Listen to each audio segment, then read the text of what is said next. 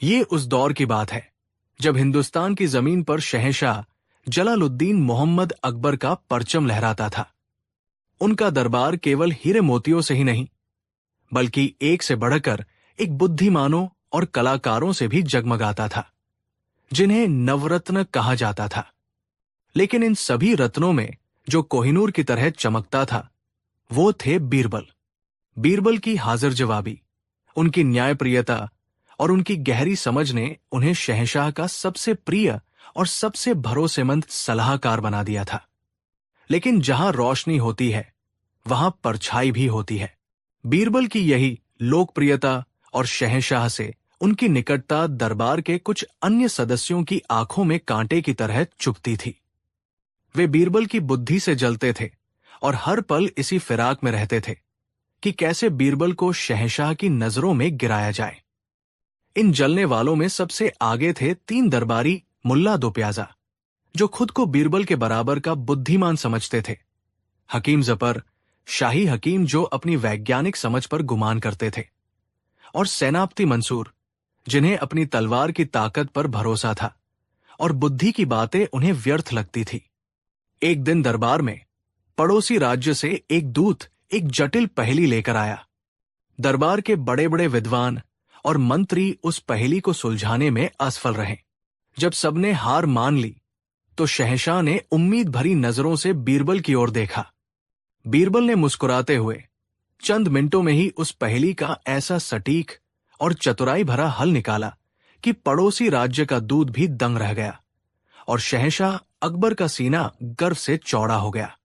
उन्होंने भरी सभा में बीरबल की तारीफों के पुल बांध दिए। बीरबल, तुम केवल मेरे मंत्री नहीं, मेरे दोस्त और मेरे दरबार की आत्मा हो। तुम्हारी बुद्धि के बिना ये सल्तनत अधूरी है। ये सुनकर मुल्ला दो प्याजा, हकीम जफर और सेनापति मंसूर के सीने पर सांप लौट गए। उनकी आंखों में ईर्ष्या की आग धधक रही थी। उस रात जब दरबार खत्म हुआ तो ये तीनों एक गुप्त स्थान पर मिले।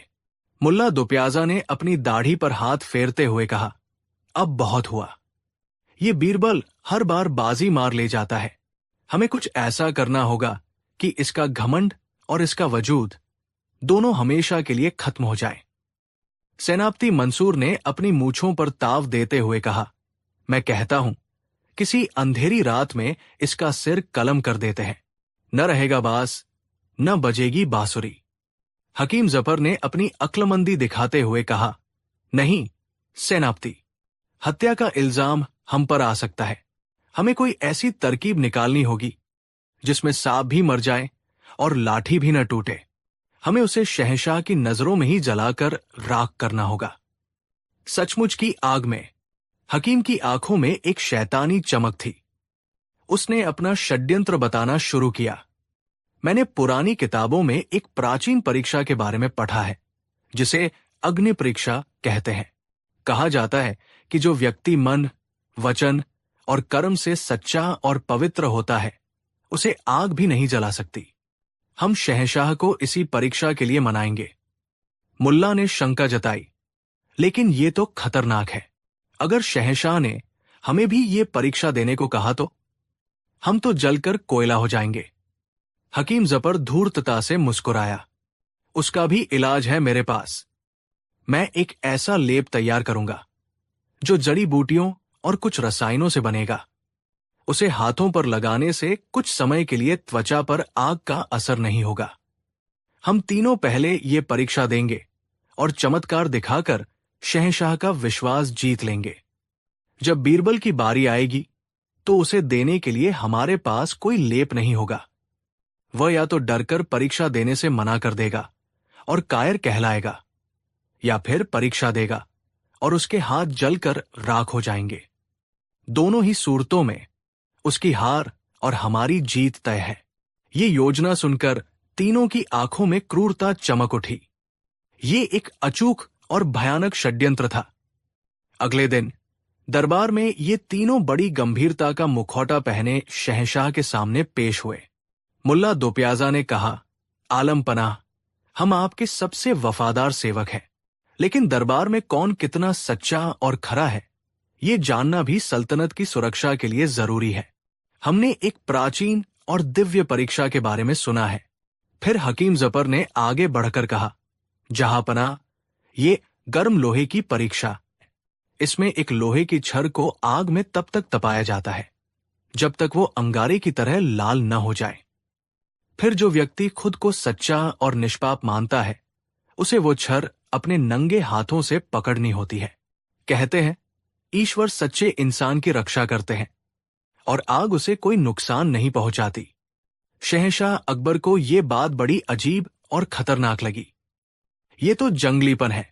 हम ऐसी क्रूर परीक्षाओं पर विश्वास नहीं करते। तभी सेनापति मंसूर ने अपनी चाल चली।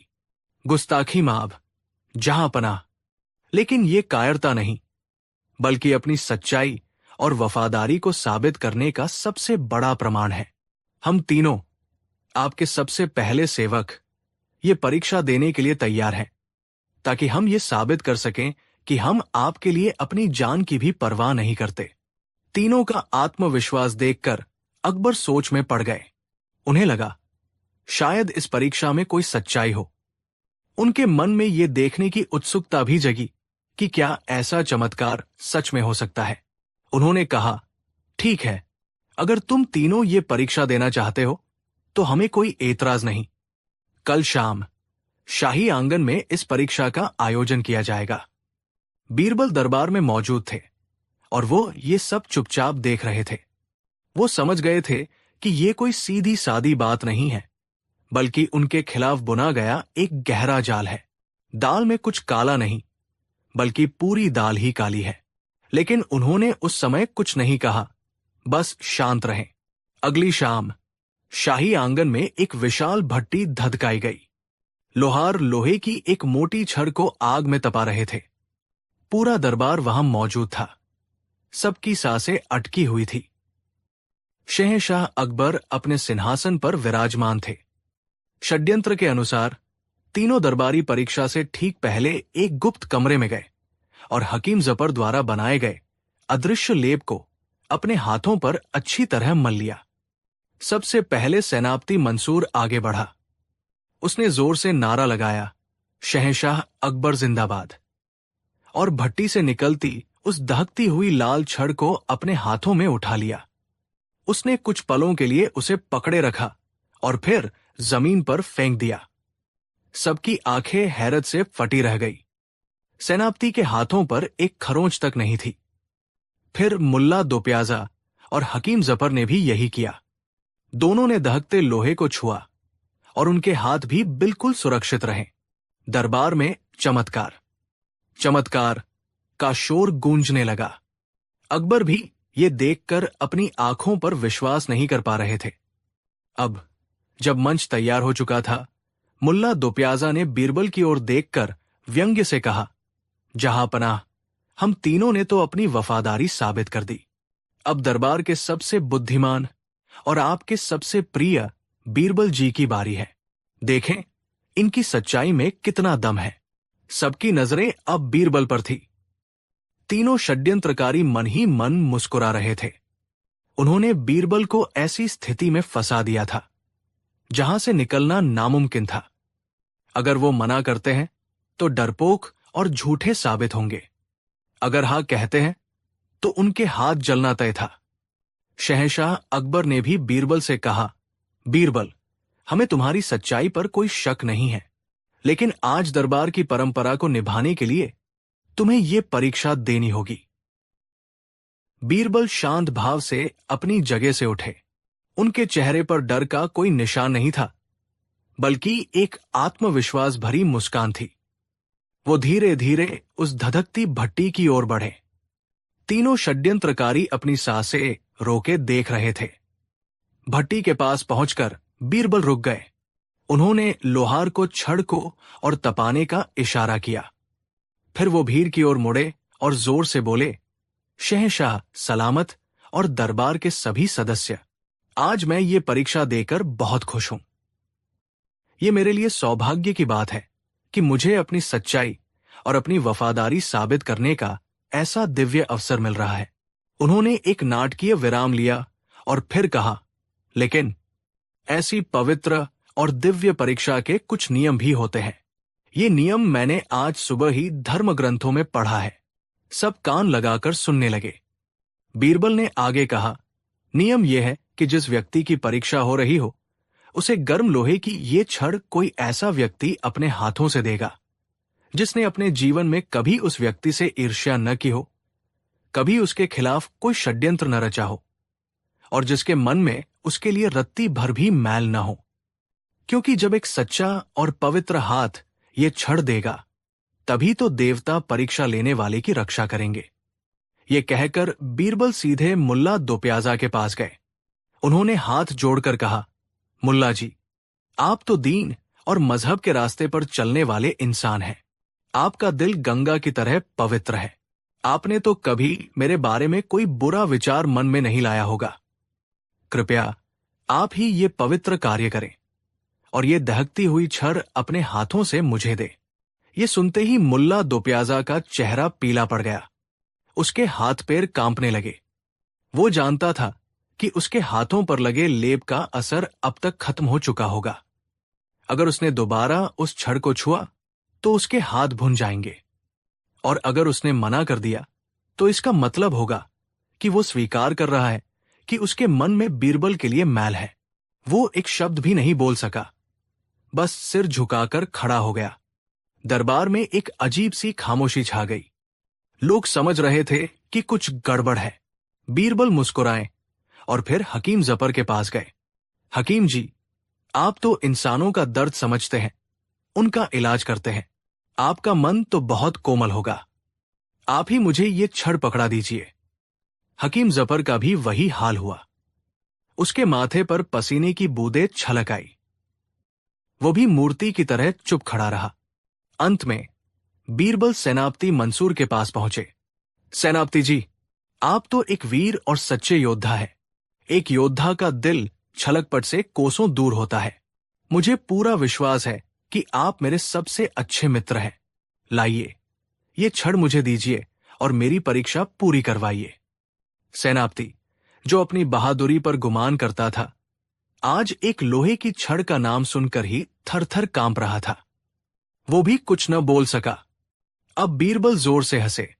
वो शहंशाह की ओर मुड़े और कहा, जहांपनाह, मैं तो परीक्षा देने के लिए तैयार खड़ा हूं, लेकिन मुझे ये गर्म छड़ देने के लिए दरबार में एक भी ऐसा व्यक्ति नहीं मिल रहा है जिसके मन में मेरे लिए कोई मैल न हो।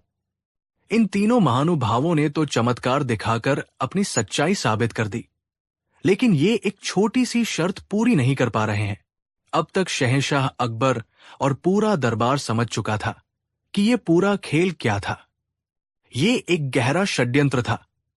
बीरबल ने बिना लोहे को छुए अपनी बुद्धि की आग से ही तीनों षड्यंत्रकारियों के मन में छिपे मैल और झूठ को जलाकर सबके सामने ला दिया था। अकबर गुस्से से अपनी जगह पर खड़े हो गए। उनकी आवाज में बिजली की कड़क थी। हमें सब समझ आ गया। ये कोई दिव्य परीक्षा नहीं, बल्कि हमारे सबसे काबिल मंत्री के खिलाफ एक घिनौनी साजिश थी। सिपाहियों, इन तीनों धोखेबाजों को गिरफ्तार कर लो। तीनों दरबारी बीरबल के पैरों में गिर पड़े और अपनी जान की भीख मांगने लगे। उन्होंने अपना सारा षड्यंत्र कबूल कर लिया और हकीम जफर ने उस जादुई लेप का राज भी खोल दिया। शहंशाह अकबर ने उन तीनों को कारागार में डाल दिया और बीरबल को गले से लगा लिया। बीरबल, आज तुमने एक बार फिर साबित कर दिया कि शारीरिक बल या चालाकी से कहीं ज्यादा ताकतवर बुद्धि और सच्चाई होती है। तुमने गर्म लोहे को छुए बिना ही अपने दुश्मनों के झूठ को जलाकर राख कर दिया। बीरबल ने विनम्रता से सिर झुकाकर कहा, जहांपनाह, आग केवल लकड़ी को नहीं जलाती, वो सोने को परख कर उसे और भी चमका देती है। सच्ची परीक्षा हाथों की नहीं, इरादों की होती है। उस दिन के बाद गर्म लोहे की परीक्षा की ये कहानी इतिहास में हमेशा के लिए दर्ज हो गई। ये कहानी इस बात का सबूत है कि षड्यंत्र की आग कितनी भी तेज क्यों न हो, बुद्धि की एक चिंगारी ही उसे बुझाने और सच को रोशन करने के लिए काफी होती है। कहानी 2। ये उस दौर की कहानी है जब आगरा शहर मुगल सल्तनत का दिल हुआ करता था। शहंशाह अकबर के शासन में जहां एक ओर आलीशान हवेलियां और जगमगाते बाजार थे। वहीं दूसरी ओर तंग गलियों में गरीबी और लाचारी भी बसती थी। ये कहानी न्याय की है, लेकिन उस न्याय की नहीं जो तलवार की नोक पर या कानून की मोटी किताबों में लिखा होता है। ये उस न्याय की कहानी है जो एक मोमबत्ती की लौ जितनी छोटी, लेकिन उसकी गर्मी जितनी सच्ची थी। सर्दियों की एक सर्द रात थी। आगरा पर जाड़े का ऐसा कहर बरसा था कि लगता था मानो आसमान से बर्फ की सुइयां चुभ रही हों। ठंडी हवाएं चाबुक की तरह जिस्म पर पड़ती थी। अमीर लोग अपनी हवेलियों में अंगीठियों के सामने बैठे गर्म दूध का मजा ले रहे थे, लेकिन गरीबों के लिए ये रात कयामत से कम नहीं थी। इसी रात शहर की एक अंधेरी गली में गोपी नाम का एक गरीब मजदूर ठिठुरता हुआ चला जा रहा था। उसने सुबह से कुछ नहीं खाया था और दिन भर काम खोजने के बाद भी उसे कोई मजदूरी नहीं मिली थी। उसके घर पर उसकी पत्नी लक्ष्मी और 2 भूखे बच्चे उसका इंतजार कर रहे थे। उसकी जेब खाली थी और पेट में भूख के चूहे दौड़ रहे थे। ठंड के मारे उसके हाथ पैर सुन्न हो चुके थे और उसके कदम लड़खड़ा रहे थे। चलते चलते वो शहर के मुख्य बाजार में पहुंचा। बाजार अब बंद हो रहा था, लेकिन एक दुकान अभी भी खुली थी। ये शहर के सबसे अमीर और सबसे कंजूस हलवाई सेठ घनश्याम की दुकान थी। उसकी दुकान से ताजे बने समोसों, जलेबियों और गर्मा गर्म दूध की ऐसी मनमोहक खुशबू आ रही थी जो किसी भी भूखे इंसान को पागल कर सकती थी। दुकान के अंदर एक बड़ी सी भट्टी जल रही थी, जिसकी सुनहरी रोशनी और गर्माहट बाहर सड़क तक महसूस हो रही थी। गोपी बेबस होकर दुकान के बाहर खड़ा हो गया। उसके पास अंदर जाकर कुछ खरीदने के लिए एक पैसा भी नहीं था। वो बस उस दुकान से आती खुशबू को अपनी सांसों में भरने लगा। उसने आंखें बंद कर ली और कल्पना करने लगा कि वो गर्मा गर्म जलेबियां खा रहा है। भट्टी की जो हल्की सी गर्माहट बाहर आ रही थी, उससे उसे थोड़ी राहत मिली। वो अपनी ठंडी हथेलियों को उस गर्माहट की ओर करके सेंकने की कोशिश करने लगा। वो दुकान से कई कदम दूर खड़ा था, बस उस एहसास को महसूस कर रहा था जो उसे इस कड़ाके की ठंड में जिंदा रहने की हिम्मत दे रहा था। काफी देर तक वो वही खड़ा रहा। उस खुशबू और गर्माहट ने उसके ठंडे शरीर में थोड़ी जान डाल दी। अब उसे लगा कि वो चलकर घर तक पहुंच सकता है। उसने दुकान को मन ही मन धन्यवाद दिया और जैसे ही मुड़ने लगा, एक कर्कश आवाज ने उसे रोक दिया। रुक, कहाँ जा रहा है? चोर कहीं के। ये सेठ घनश्याम था। वो अपनी दुकान के गल्ले पर बैठा सब कुछ देख रहा था। उसके चेहरे पर लालच और घमंड साफ झलक रहा था। गोपी डर गया। उसने हाथ जोड़कर कहा, मालिक, मैंने कुछ नहीं किया, मैं तो बस यहां खड़ा था।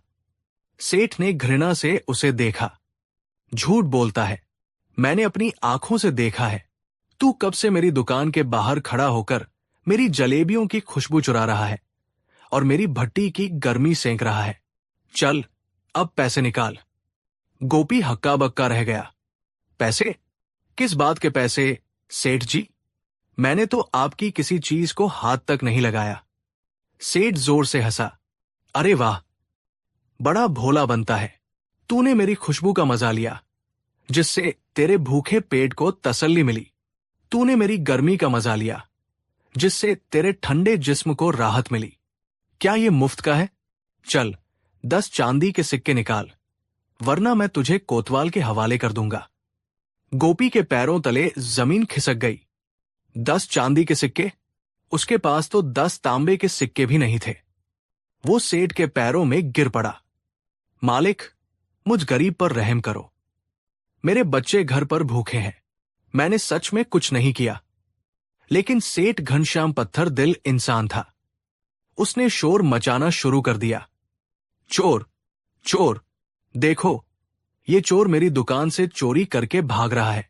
शोर सुनकर आसपास के लोग इकट्ठा हो गए। सेठ ने सबको अपनी मनगढ़ंत कहानी सुनाई। कुछ लोगों को सेठ की बात बेतुकी लगी, लेकिन कोई भी उस अमीर और सेठ के खिलाफ बोलने की हिम्मत नहीं कर सका। मामला बढ़ते बढ़ते शहर के कोतवाल तक पहुंच गया। कोतवाल ने दोनों की दलीलें सुनी। मामला बड़ा अजीब था।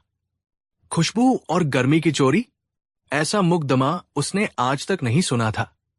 वो कोई फैसला नहीं कर सका और उसने कहा कि इस अजीब मामले का न्याय तो केवल शहंशाह अकबर के दरबार में ही हो सकता है। अगले दिन गोपी को सिपाहियों द्वारा पकड़कर शहंशाह अकबर के दरबार में पेश किया गया। एक तरफ कीमती कपड़ों में लिपटा सेठ घनश्याम खड़ा था और दूसरी तरफ फटे पुराने कपड़ों में कांपता हुआ गोपी। अकबर ने सेठ से पूरा मामला बताने को कहा। सेठ ने बड़े ही नाटकीय ढंग से कहा, आलम पनाह, न्याय हो। इस गरीब आदमी ने कल रात मेरी दुकान से चोरी की है।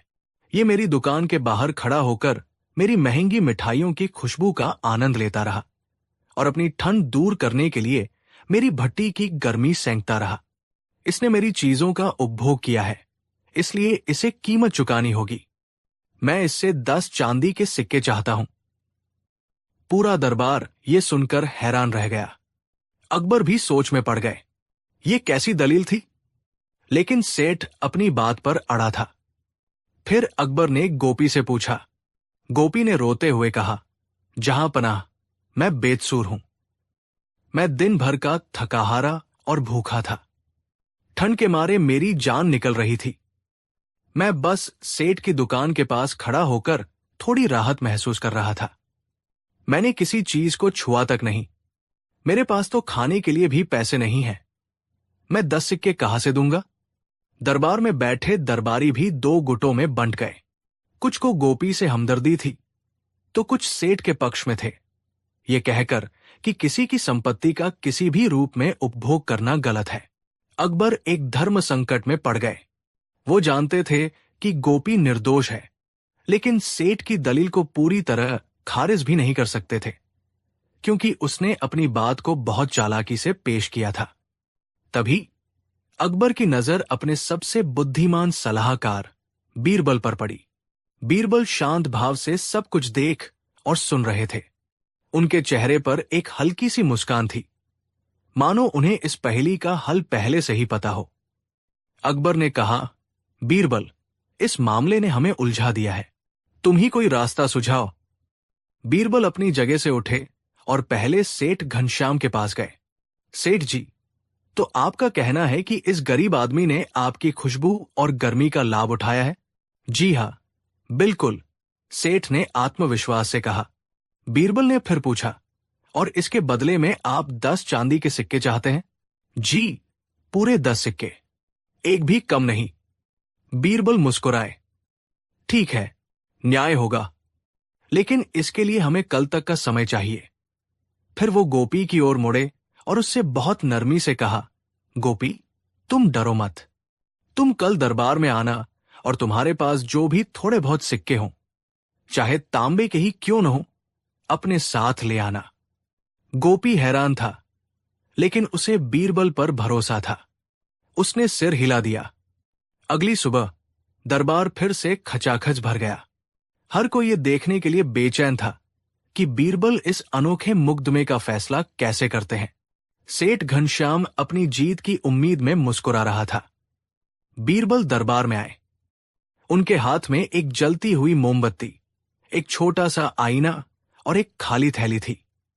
उन्होंने एक सिपाही को आदेश दिया कि दरबार की कुछ खिड़कियां बंद कर दी जाए ताकि रोशनी थोड़ी कम हो जाए। बीरबल ने गोपी को बुलाया। गोपी, तुम्हारे पास जो भी सिक्के हैं, ले आओ। गोपी ने अपनी फटी हुई धोती के कोने से एक छोटी सी पोटली निकाली। उसमें मुश्किल से 5-6 तांबे के सिक्के थे, जो उसकी जिंदगी भर की जमा पूंजी थी। उसने कांपते हाथों से वो पोटली बीरबल को दे दी। उसकी आंखों में आंसू थे। सेठ घनश्याम ने उन सिक्कों को देखकर मुंह बनाया। बस इतने से सिक्के? मुझे तो चांदी के 10 सिक्के चाहिए। बीरबल ने उसे शांत रहने का इशारा किया। उन्होंने वे सिक्के अपनी हथेली पर रखे। फिर उन्होंने जलती हुई मोमबत्ती को सिक्कों के पास रखा। मोमबत्ती की लौ की गर्मी सिक्कों को छूने लगी। इसके बाद बीरबल ने वो आईना उठाया और उसे इस तरह रखा कि सिक्कों का प्रतिबिंब उस आईने में साफ नजर आने लगा। उन्होंने सेठ घनश्याम को अपने पास बुलाया। सेठ जी, अपना हाथ आगे बढ़ाइए। सेठ ने सोचा कि शायद बीरबल उसे सिक्के देने वाले हैं। उसने लालच से अपना हाथ आगे बढ़ा दिया, लेकिन बीरबल ने सिक्के उसके हाथ में नहीं रखे। उन्होंने आईने को थोड़ा झुकाया ताकि सिक्कों का जो प्रतिबिंब आईने में बन रहा था वो सीधा सेठ की हथेली पर पड़े। फिर बीरबल ने अपनी दूसरी हथेली से, जिसमें सिक्के थे, उन्हें धीरे धीरे बजाना शुरू किया। सिक्कों की खनकती हुई आवाज पूरे दरबार में गूंजने लगी। छन छन छन। सेठ घनश्याम गुस्से से चिल्लाया, ये क्या मजाक है बीरबल? मुझे मेरे सिक्के चाहिए, उनकी परछाई और आवाज नहीं। अब बीरबल का चेहरा गंभीर हो गया। उन्होंने ऊंची आवाज में, जो पूरे दरबार में गूंज उठी, अपना ऐतिहासिक फैसला सुनाया। सेठ घनश्याम, न्याय हमेशा तराजू के दो बराबर पलड़ों की तरह होता है। जैसा अपराध वैसी ही सजा, जैसा लाभ वैसा ही भुगतान। उन्होंने आगे समझाया, इस गरीब आदमी गोपी ने तुम्हारी दुकान से क्या लिया? क्या इसने तुम्हारी जलेबियां खाई? नहीं, इसने सिर्फ उनकी खुशबू का आनंद लिया। क्या इसने तुम्हारी भट्टी की लकड़ियां जलाई? नहीं, इसने सिर्फ उससे निकलती गर्मी का एहसास किया। इसने कोई भौतिक वस्तु नहीं ली, बल्कि एक अभौतिक एहसास का अनुभव किया। बीरबल ने सेठ की आंखों में आंखें डालकर कहा, इसलिए इसका भुगतान भी अभौतिक ही होगा। तुम्हारी मिठाइयों की खुशबू के बदले तुम्हें इन सिक्कों की आवाज दी जाती है, और तुम्हारी भट्टी की गर्मी के बदले तुम्हें इस मोमबत्ती की गर्मी दी जाती है जो इन सिक्कों को छू रही है। जाओ, अपनी हथेली में सिक्के की परछाई पकड़ो और मोमबत्ती की गर्मी महसूस करो। तुम्हारा हिसाब चुकता हुआ। यह फैसला सुनते ही पूरे दरबार में पहले तो सन्नाटा छा गया, और फिर तालियों और वाह-वाह की गड़गड़ाहट से गूंज उठा। शहंशाह अकबर अपनी कुर्सी से खड़े हो गए और जोर जोर से हंसने लगे। उन्होंने बीरबल की पीठ थपथपाई। वाह बीरबल, वाह! तुमने तो बुद्धि और न्याय का ऐसा संगम दिखाया है जो इतिहास में हमेशा याद रखा जाएगा। जैसे को तैसा, इससे बेहतर न्याय हो ही नहीं सकता। सेठ घनश्याम का चेहरा शर्म से लाल हो गया था। उसे अपनी मूर्खता और लालच पर बेहद पछतावा हो रहा था। उसकी सारी चालाकी धरी की धरी रह गई थी। वो भरी सभा में मजाक का पात्र बन चुका था। वो बीरबल के पैरों में गिर पड़ा और माफी मांगने लगा। अकबर ने आदेश दिया कि सेठ घनश्याम को उसकी क्रूरता और दरबार का समय बर्बाद करने के जुर्म में 100 सोने की मोहरों का जुर्माना लगाया जाए। फिर उन्होंने गोपी को बुलाया और जुर्माने की वो सारी राशि उसे इनाम में दे दी। गोपी की आंखों से खुशी के आंसू बह रहे थे। उसने कभी सपने में भी नहीं सोचा था कि जिस रात वो भूख और ठंड से मर रहा था, अगली सुबह वो 100 सोने की मोहरों का मालिक बन जाएगा। उस दिन के बाद न्याय की मोमबत्ती की ये कहानी पूरे आगरा में मशहूर हो गई। ये कहानी इस बात का प्रतीक बन गई कि न्याय की नजर में कोई छोटा या बड़ा नहीं होता, और सच्ची बुद्धि किसी भी अन्याय के अंधेरे को एक छोटी सी मोमबत्ती की लौ से भी दूर कर सकती है। कहानी 3। हिंदुस्तान की सरजमी पर जब मुगलिया सल्तनत का परचम लहरा रहा था, तब शहंशाह जलालुद्दीन मोहम्मद अकबर का नाम सूरज की तरह चमकता था। उनके दरबार की शानो शौकत की मिसालें दी जाती थी, और उनके नवरत्नों की बुद्धिमानी के चर्चे दूर दूर तक फैले थे। लेकिन उन सभी रत्नों में जो कोहिनूर की तरह चमकता था, वो थे बीरबल। बीरबल, जिनका असली नाम महेशदास था, अपनी हाजिर जवाबी और न्यायप्रियता के लिए जाने जाते थे। उनकी बुद्धि का लोहा सिर्फ दोस्त ही नहीं, दुश्मन भी मानते थे। बादशाह अकबर और बीरबल की दोस्ती और उनके बीच होने वाली नोकझोंक के किस्से आज भी लोगों की जुबान पर हैं। आज हम आपको एक ऐसा ही किस्सा सुनाने जा रहे हैं, जहां बात सिर्फ एक सवाल जवाब तक नहीं रुकी, बल्कि बादशाह की बादशाहत और एक सेवक की परिभाषा पर ही सवाल खड़ा हो गया। ये वो कहानी है जहां बीरबल ने अपनी चतुराई से ये साबित कर दिया कि दुनिया का सबसे बड़ा शहंशाह भी एक नौकर है। एक दिन बादशाह अकबर अपने दरबार में बैठे हुए थे। उनके चेहरे पर एक गहरी सोच की लकीरें थी। वो सल्तनत के कामकाज और अपनी प्रजा की भलाई के बारे में सोच रहे थे। तभी उनकी नजर अपने वफादार दरबारी पर पड़ी, जो हाथ जोड़े, सिर झुकाए उनकी सेवा में खड़ा था। उसे देखकर बादशाह के मन में एक अजीब सा ख्याल आया, एक ऐसा ख्याल जो उनकी शान, उनके पद और उनकी हुकूमत से जुड़ा था। उन्होंने अपना सिर उठाया और अपनी गूंजती हुई आवाज में दरबार को संबोधित किया। दरबार में मौजूद सभी लोगों, क्या आप बता सकते हैं कि इस दुनिया में मालिक और नौकर का रिश्ता क्या है? बादशाह का सवाल सुनकर दरबार में सन्नाटा छा गया। भला शहंशाह के सामने कौन बोलने की हिम्मत करता?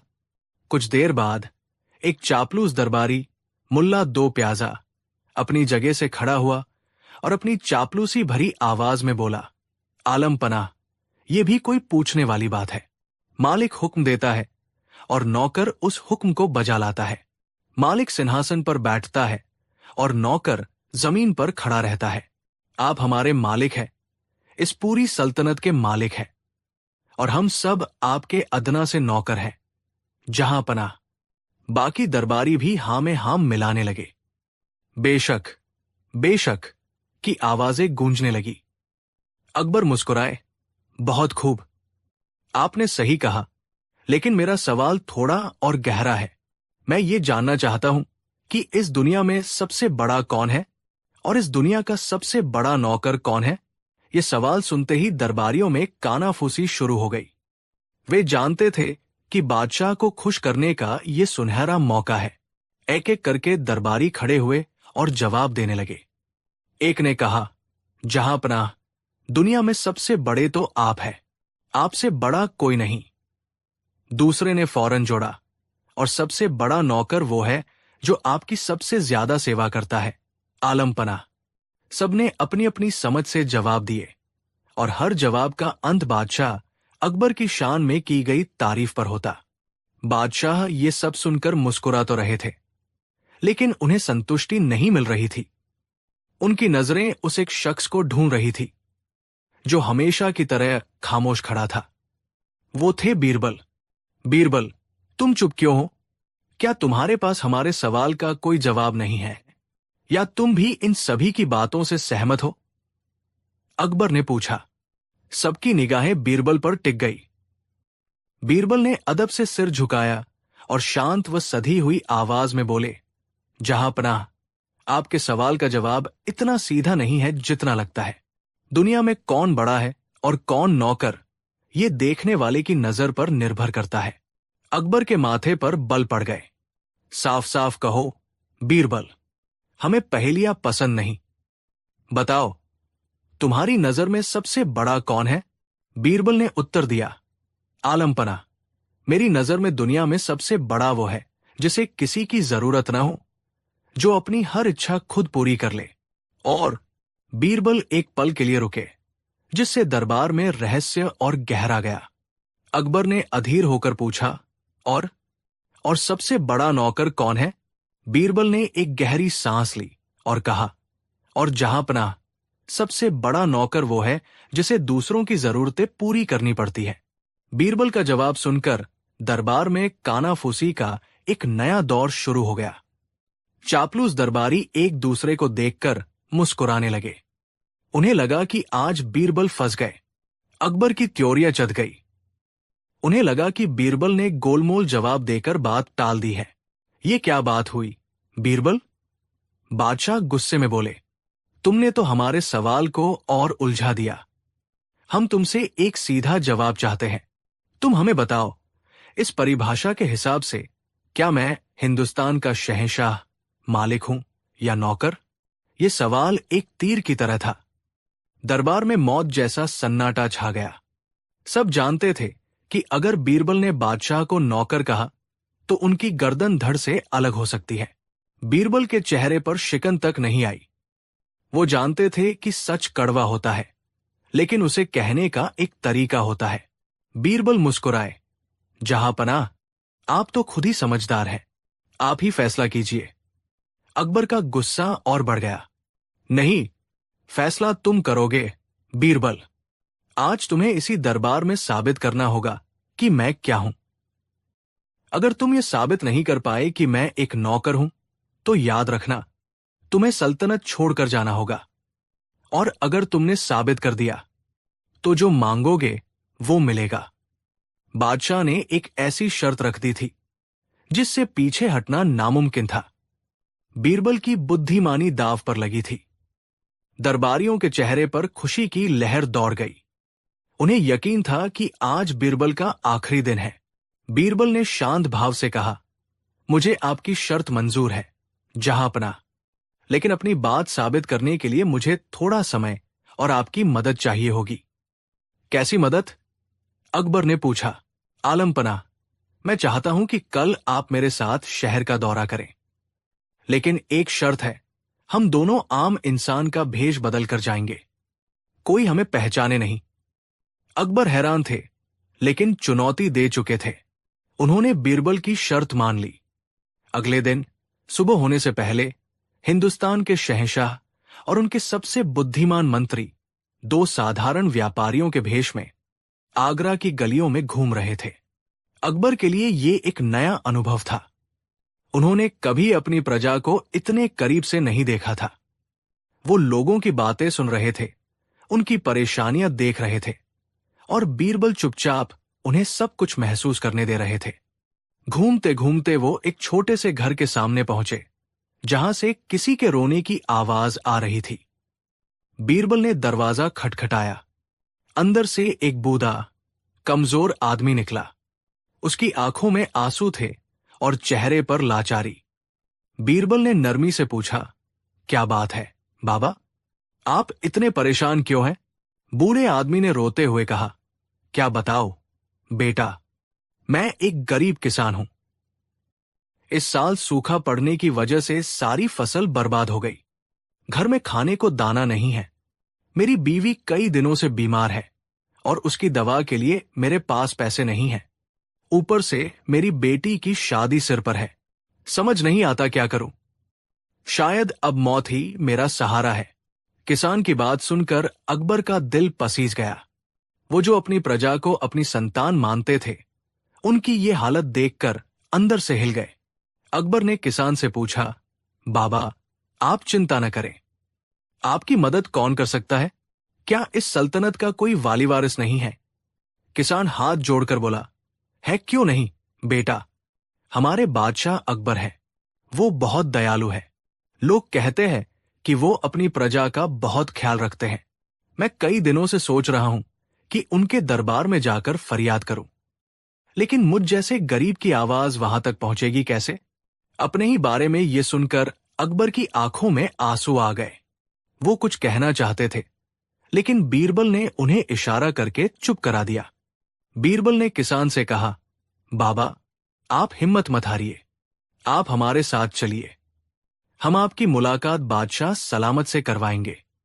बीरबल और अकबर उस किसान को लेकर वापस महल की ओर चल पड़े। महल के दरवाजे पर पहुंचकर बीरबल ने पहरेदारों को इशारा किया। वे तुरंत अपने शहंशाह को पहचान गए और रास्ता दे दिया। किसान ये सब देखकर हैरान था कि ये साधारण व्यापारी सीधे महल के अंदर कैसे जा रहे हैं।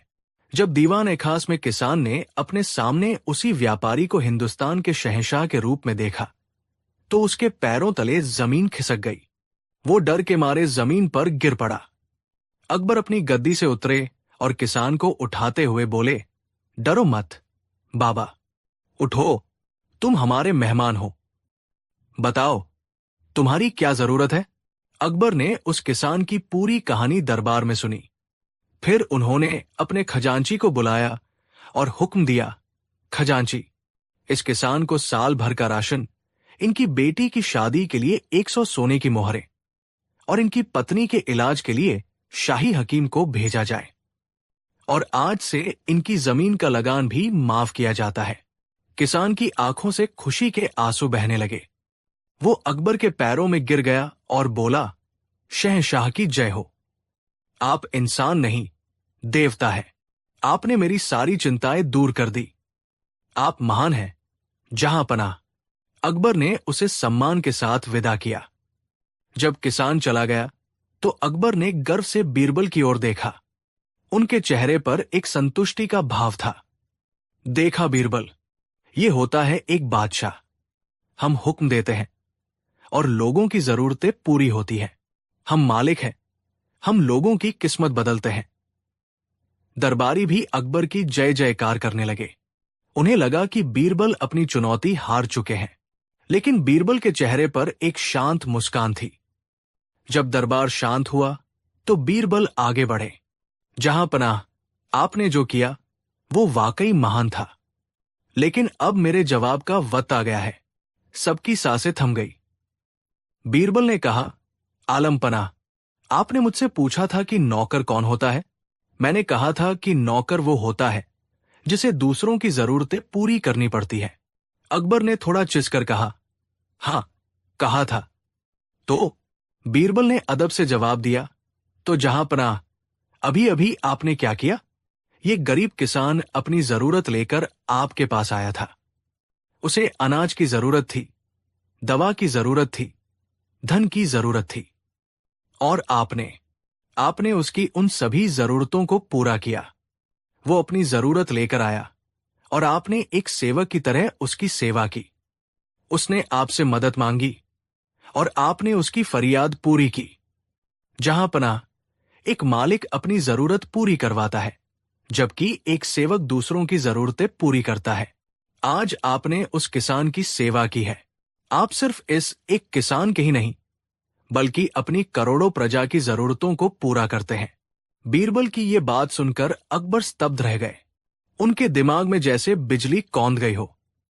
बीरबल ने अपनी बात जारी रखी, एक आम नौकर तो सिर्फ एक मालिक की सेवा करता है, लेकिन आप तो इस सल्तनत के लाखों लोगों की सेवा करते हैं।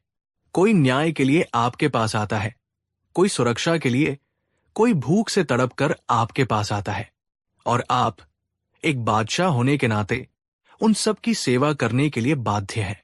ये आपका फर्ज है, आपका धर्म है। इस लिहाज से जहां पनाह, जिसके कंधे पर जितनी बड़ी जिम्मेदारी होती है, वो उतना ही बड़ा सेवक होता है, और आपसे बड़ा जिम्मेदार इस सल्तनत में कोई नहीं। इसलिए आप ही इस सल्तनत के सबसे बड़े नौकर हैं। ये सुनते ही दरबारियों के मुंह खुले के खुले रह गए। बीरबल ने अपनी बात खत्म की और सिर झुकाकर खड़े हो गए। अकबर अपनी गद्दी पर पत्थर की मूरत बने बैठे थे। उनकी आंखों में गुस्सा नहीं, बल्कि आश्चर्य और सम्मान का भाव था। उन्होंने आज तक इस नजरिए से कभी सोचा ही नहीं था। उन्हें एहसास हुआ कि बादशाहत का ताज सिर्फ शान और हुकूमत के लिए नहीं, बल्कि सेवा और जिम्मेदारी के लिए होता है। कुछ देर की खामोशी के बाद अकबर के चेहरे पर एक गहरी मुस्कान आई। वो अपनी गद्दी से उठे और बीरबल के पास आए। उन्होंने बीरबल के कंधे पर हाथ रखकर कहा, वाह बीरबल, वाह! आज तुमने हमारी आंखें खोल दी। तुमने हमें बादशाहत का असली मतलब समझाया है। वाकई एक राजा अपनी प्रजा का सबसे बड़ा सेवक ही होता है। हम अपनी चुनौती हार गए और तुम जीत गए। मांगो बीरबल, आज तुम जो मांगोगे वो मिलेगा। बीरबल मुस्कुराए। जहां पनाह, आपने अपनी प्रजा के सेवक होने का सच स्वीकार कर लिया। मेरे लिए इससे बड़ा कोई इनाम नहीं है। मुझे और कुछ नहीं चाहिए। बीरबल की इस बात ने अकबर का दिल जीत लिया। उन्होंने अपना कीमती मोतियों का हार उतारकर बीरबल के गले में डाल दिया और उन्हें गले से लगा लिया। उस दिन के बाद बादशाह अकबर का अपनी प्रजा के प्रति नजरिया हमेशा के लिए बदल गया। उन्हें समझ आ गया कि असली बड़प्पन हुकूमत करने में नहीं, बल्कि निस्वार्थ भाव से सेवा करने में है। और यह सब मुमकिन हुआ था बीरबल की अद्भुत और तर्कपूर्ण बुद्धिमानी की वजह से। यह कहानी हमें सिखाती है कि पद चाहे कितना भी बड़ा क्यों न हो, सच्ची महानता सेवा करने में ही निहित है। जो व्यक्ति दूसरों की जरूरतों को पूरा करता है, वही असल में बड़ा होता है। कहानी 4। यह कहानी उस दौर की है जब शहंशाह अकबर का दरबार न केवल अपनी शानो शौकत के लिए, बल्कि अपने न्याय और बुद्धि के लिए भी पूरे हिंदुस्तान में मशहूर था।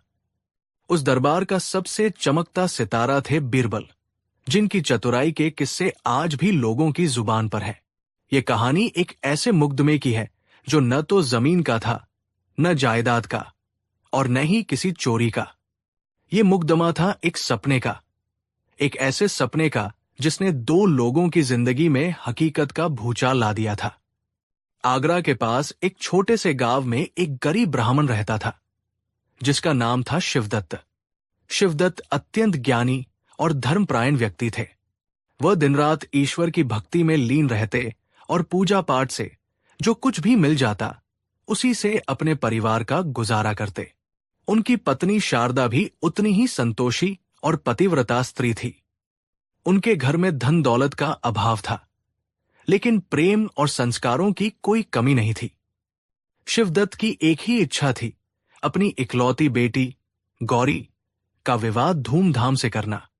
गौरी अब विवाह योग्य हो चुकी थी और उसके लिए एक अच्छा रिश्ता भी आया था, लेकिन लड़के वालों की मांग थी कि विवाह में कम से कम 100 सोने की मोहरें खर्च की जाए। 100 सोने की मोहरें, ये शिवदत्त के लिए एक असंभव सपना था। उन्होंने अपनी पूरी जिंदगी में इतनी बड़ी रकम एक साथ नहीं देखी थी। वो दिन रात इसी चिंता में घुलते रहते। उन्होंने अपनी जमा पूंजी देखी तो उसमें मुश्किल से 10-12 चांदी के सिक्के थे। उन्होंने गांव के लोगों से मदद मांगी, लेकिन गांव में सभी उनकी ही तरह गरीब थे। चिंता के मारे उन्हें रात रात भर नींद नहीं आती थी। वो बस ईश्वर से प्रार्थना करते, हे प्रभु, कोई रास्ता दिखाओ। मेरी बेटी की इज्जत का सवाल है। उसी गांव में एक महाकंजूस और धनी सेठ रहता था, जिसका नाम था गिरधारी लाल। गिरधारी लाल ने सूद पर पैसे देकर और गरीबों की जमीनें हड़प कर अकूत संपत्ति जमा की थी, लेकिन उसका दिल राई के दाने से भी छोटा था। वो पैसे को अपनी जान से ज्यादा प्यार करता था। दान पुण्य तो दूर, वो कभी किसी भिखारी को एक रोटी का टुकड़ा भी नहीं देता था। लोग कहते थे कि गिरधारी लाल के घर से अगर कोई चीज बाहर निकलती है तो वो बस उसका सांस है।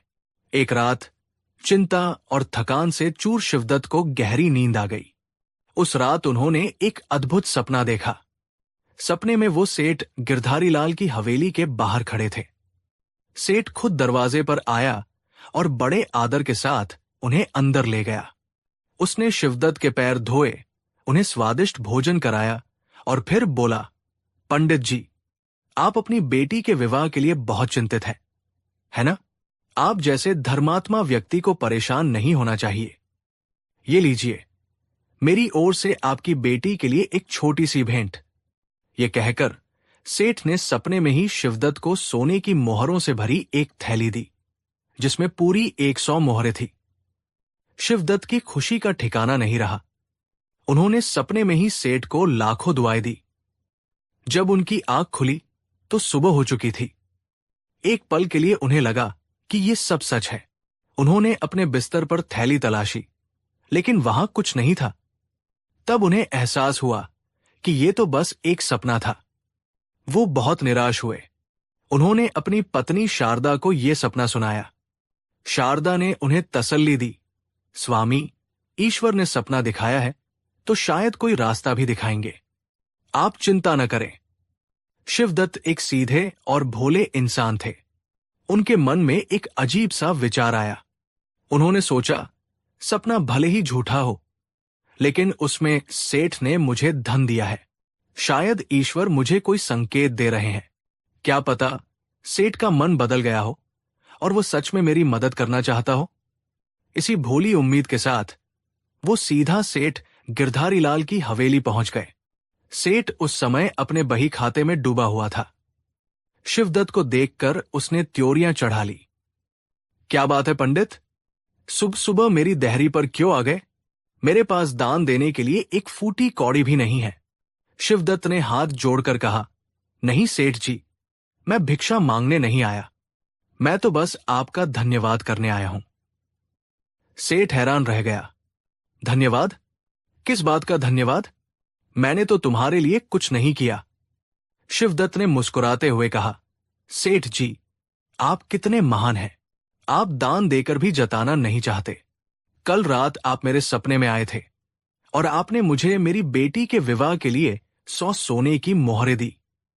आपका ये उपकार मैं जीवन भर नहीं भूलूंगा। ये सुनकर सेठ गिरधारी लाल पहले तो चौंक गया, फिर उसका कंजूस मन उसे उकसाने लगा।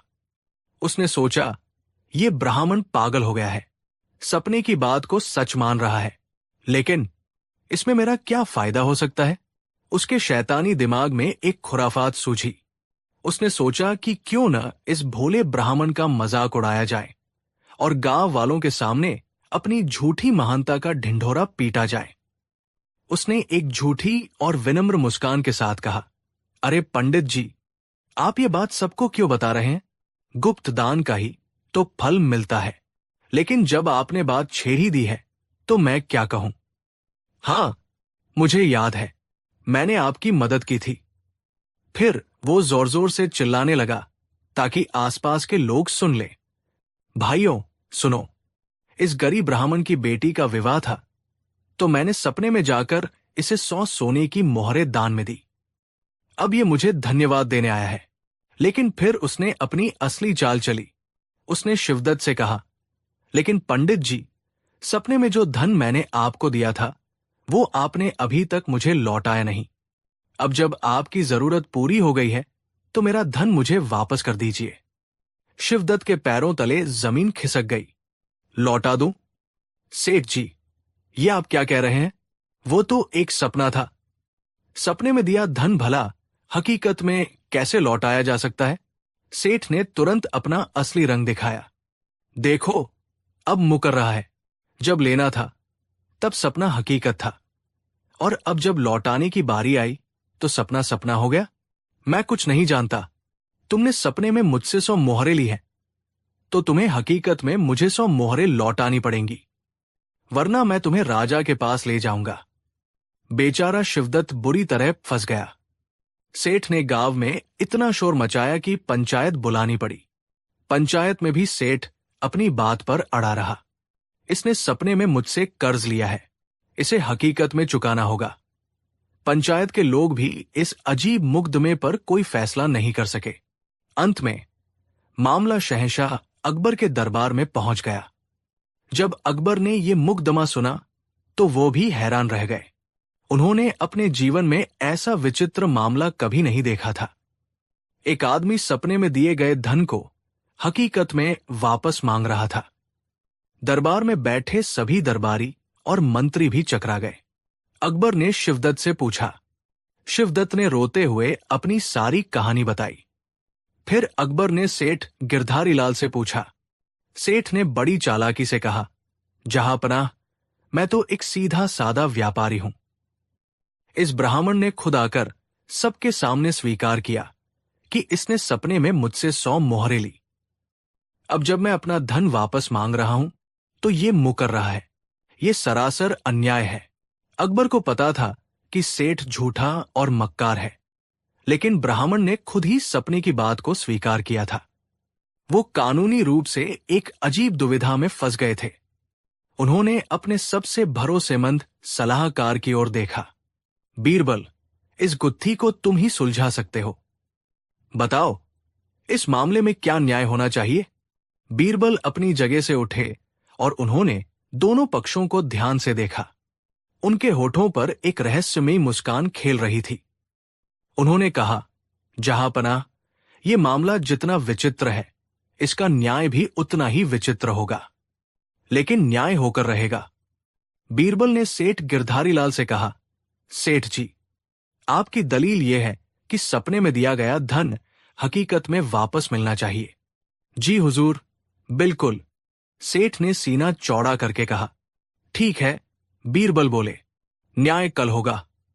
आप दोनों कल दरबार में हाजिर हों। फिर उन्होंने एक सिपाही को बुलाया और उसके कान में कुछ निर्देश दिए। अगली सुबह दरबार उत्सुकता से भरा हुआ था। हर कोई जानना चाहता था कि बीरबल इस सपने वाले मुकदमे का फैसला कैसे करेंगे। शिवदत्त डरे हुए थे और सेठ अपनी जीत के सपने देख रहा था। बीरबल दरबार में आए। उन्होंने सिपाहियों को आदेश दिया कि दरबार के बीचों बीच एक बड़ा सा आईना रखा जाए। फिर उन्होंने एक सिपाही को सोने की 100 मोहरों से भरी एक थैली लाने का आदेश दिया। मोहरें राजकोष से मंगवाई गई थी। बीरबल ने वो थैली एक मेज पर आईने के ठीक सामने रख दी। आईने में मोहरों की थैली का प्रतिबिंब साफ साफ दिखाई दे रहा था। अब बीरबल ने सेठ गिरधारी लाल को बुलाया। सेठ जी, आगे आइए। सेठ खुशी खुशी आगे बढ़ा। उसे लगा कि उसे उसकी मोहरें मिलने वाली है। बीरबल ने आईने की ओर इशारा करते हुए कहा, सेठ जी, इस ब्राह्मण ने आपसे सपने में धन लिया था। सपना क्या होता है? सपना हकीकत का एक प्रतिबिंब ही तो होता है जो हमारे मन में बनता है। वो असली नहीं होता, बस एक छाया होता है। इसलिए सपने में लिए गए धन का भुगतान भी हकीकत की छाया से ही किया जाएगा।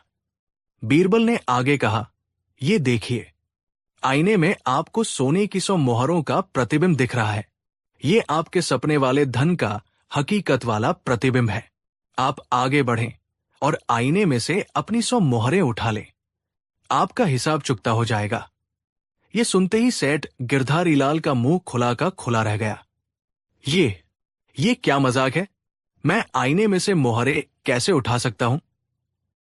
वो तो बस एक परछाई है। बीरबल ने जोर से कहा, क्यों नहीं उठा सकते सेठ जी? जब एक गरीब ब्राह्मण से सपने के धन की हकीकत में वसूली हो सकती है, तो एक अमीर सेठ को हकीकत के धन की परछाई से संतुष्ट क्यों नहीं होना चाहिए? जैसा लेना वैसा ही देना, यही सच्चा न्याय है। बीरबल का यह फैसला सुनते ही पूरा दरबार ठहाकों से गूंज उठा। शहंशाह अकबर अपनी हंसी रोक नहीं पा रहे थे। उन्होंने बीरबल की पीठ थपथपाई और कहा, मान गए बीरबल, तुम्हारी बुद्धि का कोई सानी नहीं। तुमने लोहे को लोहे से ही काट दिया। सेठ गिरधारी लाल का चेहरा शर्मिंदगी से काला पड़ गया था। वो समझ गया कि बीरबल की बुद्धि के आगे उसकी मक्कारी नहीं चलेगी। वो बीरबल के पैरों पर गिर पड़ा और अपनी गलती के लिए माफी मांगने लगा। मुझे माफ कर दीजिए हुजूर, मैं लालच में अंधा हो गया था। मैं इस ब्राह्मण से कुछ नहीं चाहता, लेकिन अकबर ऐसे मक्कार व्यक्ति को इतनी आसानी से छोड़ने वाले नहीं थे। उन्होंने आदेश दिया। इस सेठ ने एक निर्दोष को परेशान किया और दरबार का कीमती समय बर्बाद किया। इस पर दंड के रूप में 200 सोने की मोहरों का जुर्माना लगाया जाता है। फिर शहंशाह ने शिवदत्त को बुलाया। उनका चेहरा अब चिंतामुक्त था। अकबर ने कहा, पंडित जी, आपकी ईमानदारी और सादगी से हम बहुत प्रसन्न हुए।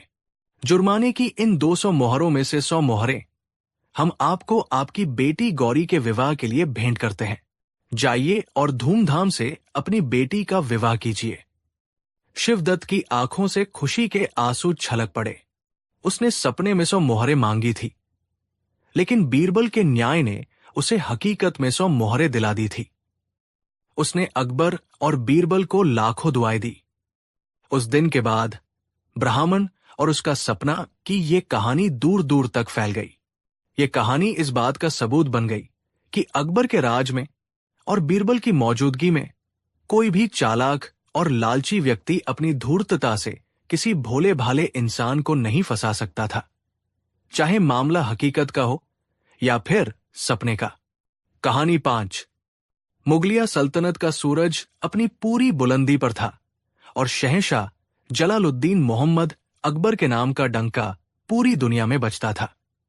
आगरा का किला अपनी पूरी शानो शौकत के साथ खड़ा था और उसके दीवान खास में हर रोज इतिहास लिखा जाता था।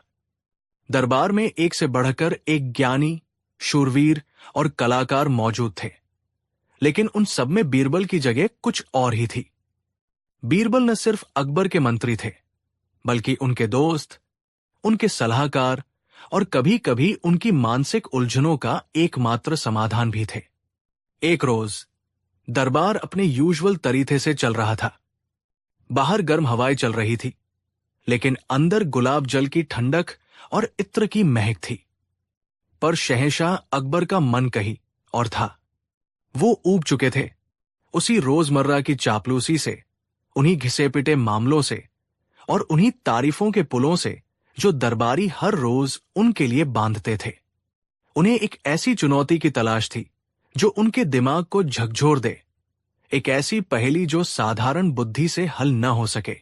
अचानक उनके चेहरे पर एक रहस्यमयी मुस्कान आई।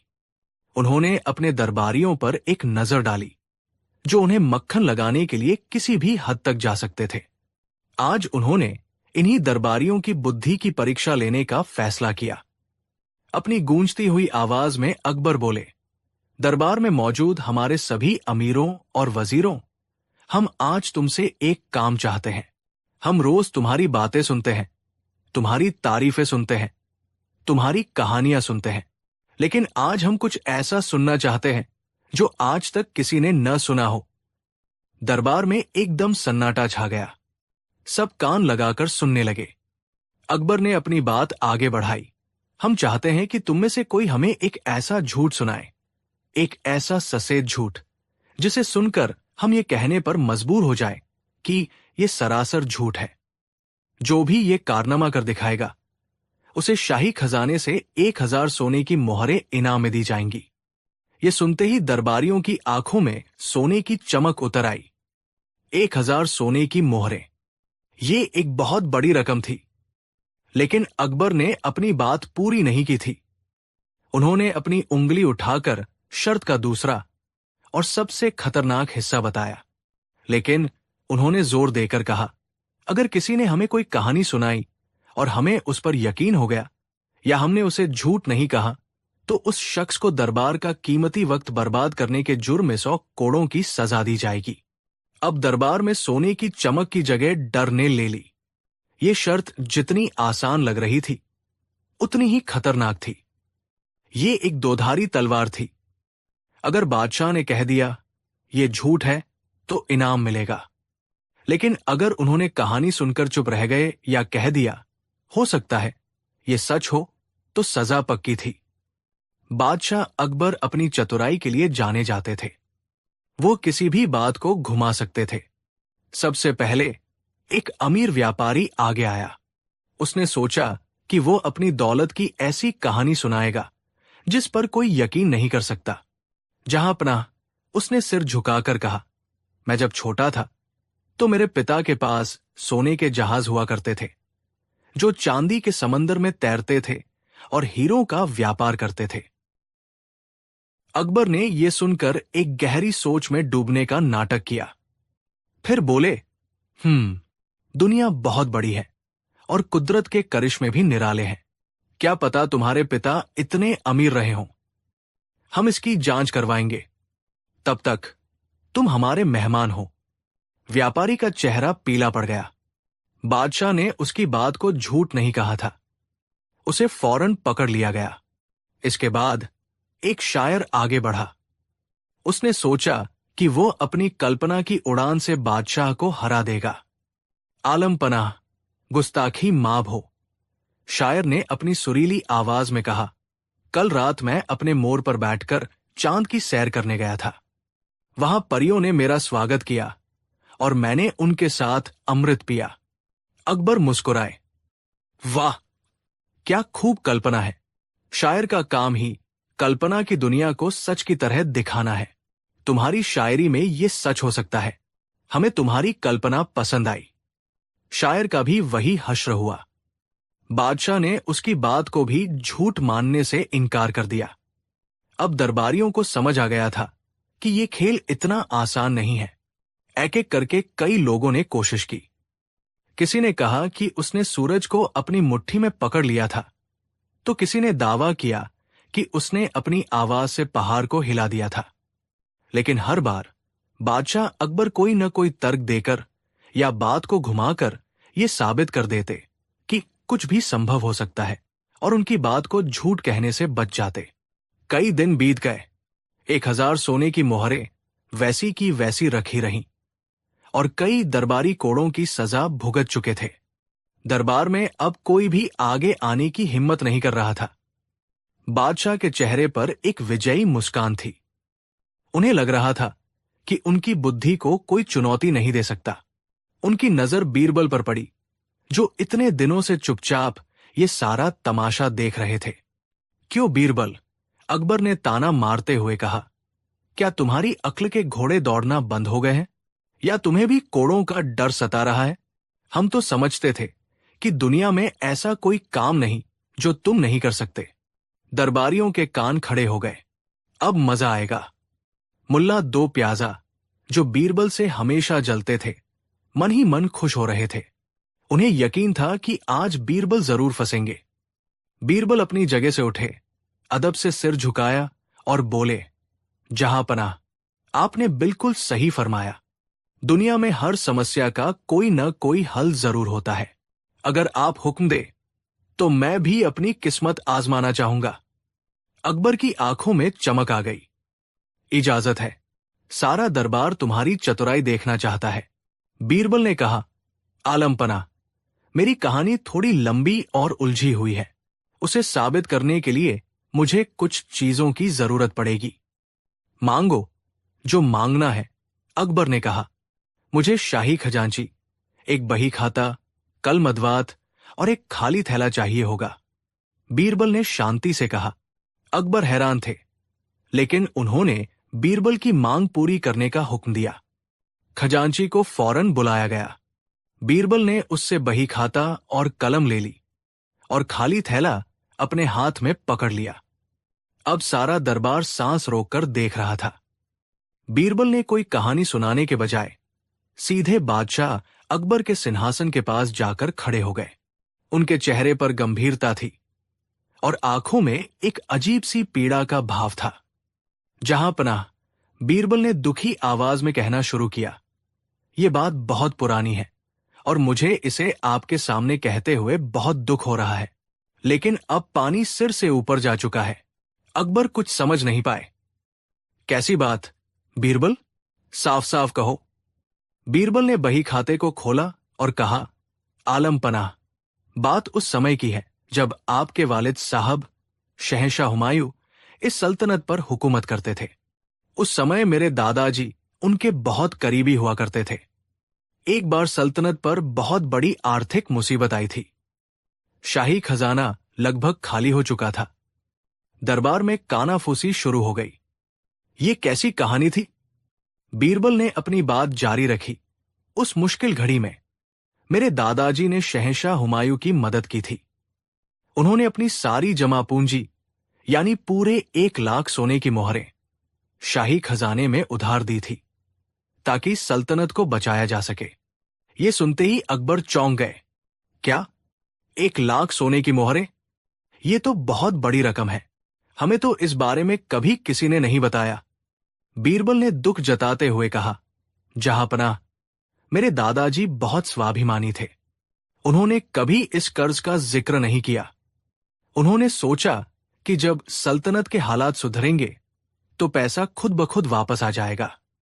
लेकिन किस्मत को कुछ और ही मंजूर था। शहंशाह हुमायूं का इंतकाल हो गया और ये कर्ज ही रह गया।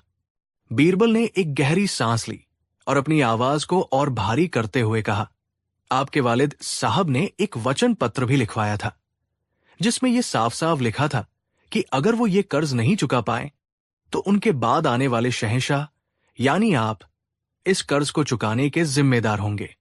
आज मेरे परिवार पर बहुत बड़ी मुसीबत आ पड़ी है और मुझे मजबूर होकर आपके सामने हाथ फैलाना पड़ रहा है।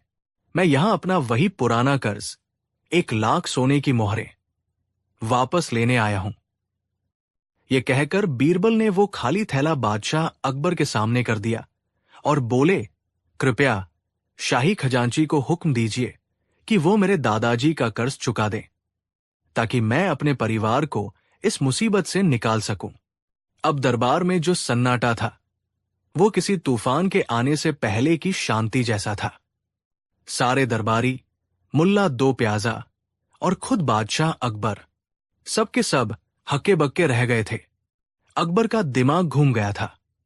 वो बीरबल के बुने हुए जाल में बुरी तरह फंस चुके थे। उन्होंने अपने जीवन में ऐसी स्थिति का सामना कभी नहीं किया था। अगर वो कहते, हाँ बीरबल, तुम्हारी बात सच है, तो उन्हें शाही खजाने से 1 लाख सोने की मोहरें बीरबल को देनी पड़ती। ये एक ऐसा कर्ज था जिसका कोई सबूत नहीं था, और ऐसा करना सल्तनत के साथ अन्याय होता। शाही खजाने पर इतना बड़ा बोझ डालना बेवकूफी होती। और अगर वो कहते ये सरासर झूठ है, मेरे वालिद ने कोई कर्ज नहीं लिया था और तुम ये झूठी कहानी बना रहे हो, तो बीरबल अपनी शर्त जीत जाते। बादशाह को अपनी ही शर्त के मुताबिक ये कहना पड़ता कि बीरबल की कहानी एक झूठ है, और ऐसा कहते ही उन्हें बीरबल को इनाम की 1000 सोने की मोहरें देनी पड़ती। अकबर सिंहासन पर बैठे बैठे छटपटाने लगे। उन्हें पसीना आ रहा था। उन्होंने बीरबल की तरफ देखा। बीरबल के चेहरे पर वही मासूमियत और दुख का भाव था, लेकिन उनकी आंखों में एक शरारती चमक थी जिसे अकबर अच्छी तरह पहचानते थे। दरबारी एक दूसरे को देख रहे थे। उन्हें समझ आ गया था कि बीरबल ने क्या कमाल का जाल बिछाया है। ये कोई साधारण कहानी नहीं थी, ये एक तार्किक पहेली थी, एक ऐसा चक्रव्यूह था जिससे बाहर निकलने का कोई रास्ता नहीं था। अकबर कुछ देर तक चुप रहे। उनका दिमाग तेजी से काम कर रहा था। वो सोच रहे थे, क्या कोई तीसरा रास्ता है? लेकिन कोई रास्ता नहीं था। बीरबल ने उन्हें हर तरफ से घेर लिया था। अंत में अकबर के चेहरे पर गुस्सा, हैरानी और फिर प्रशंसा के भाव एक साथ आए।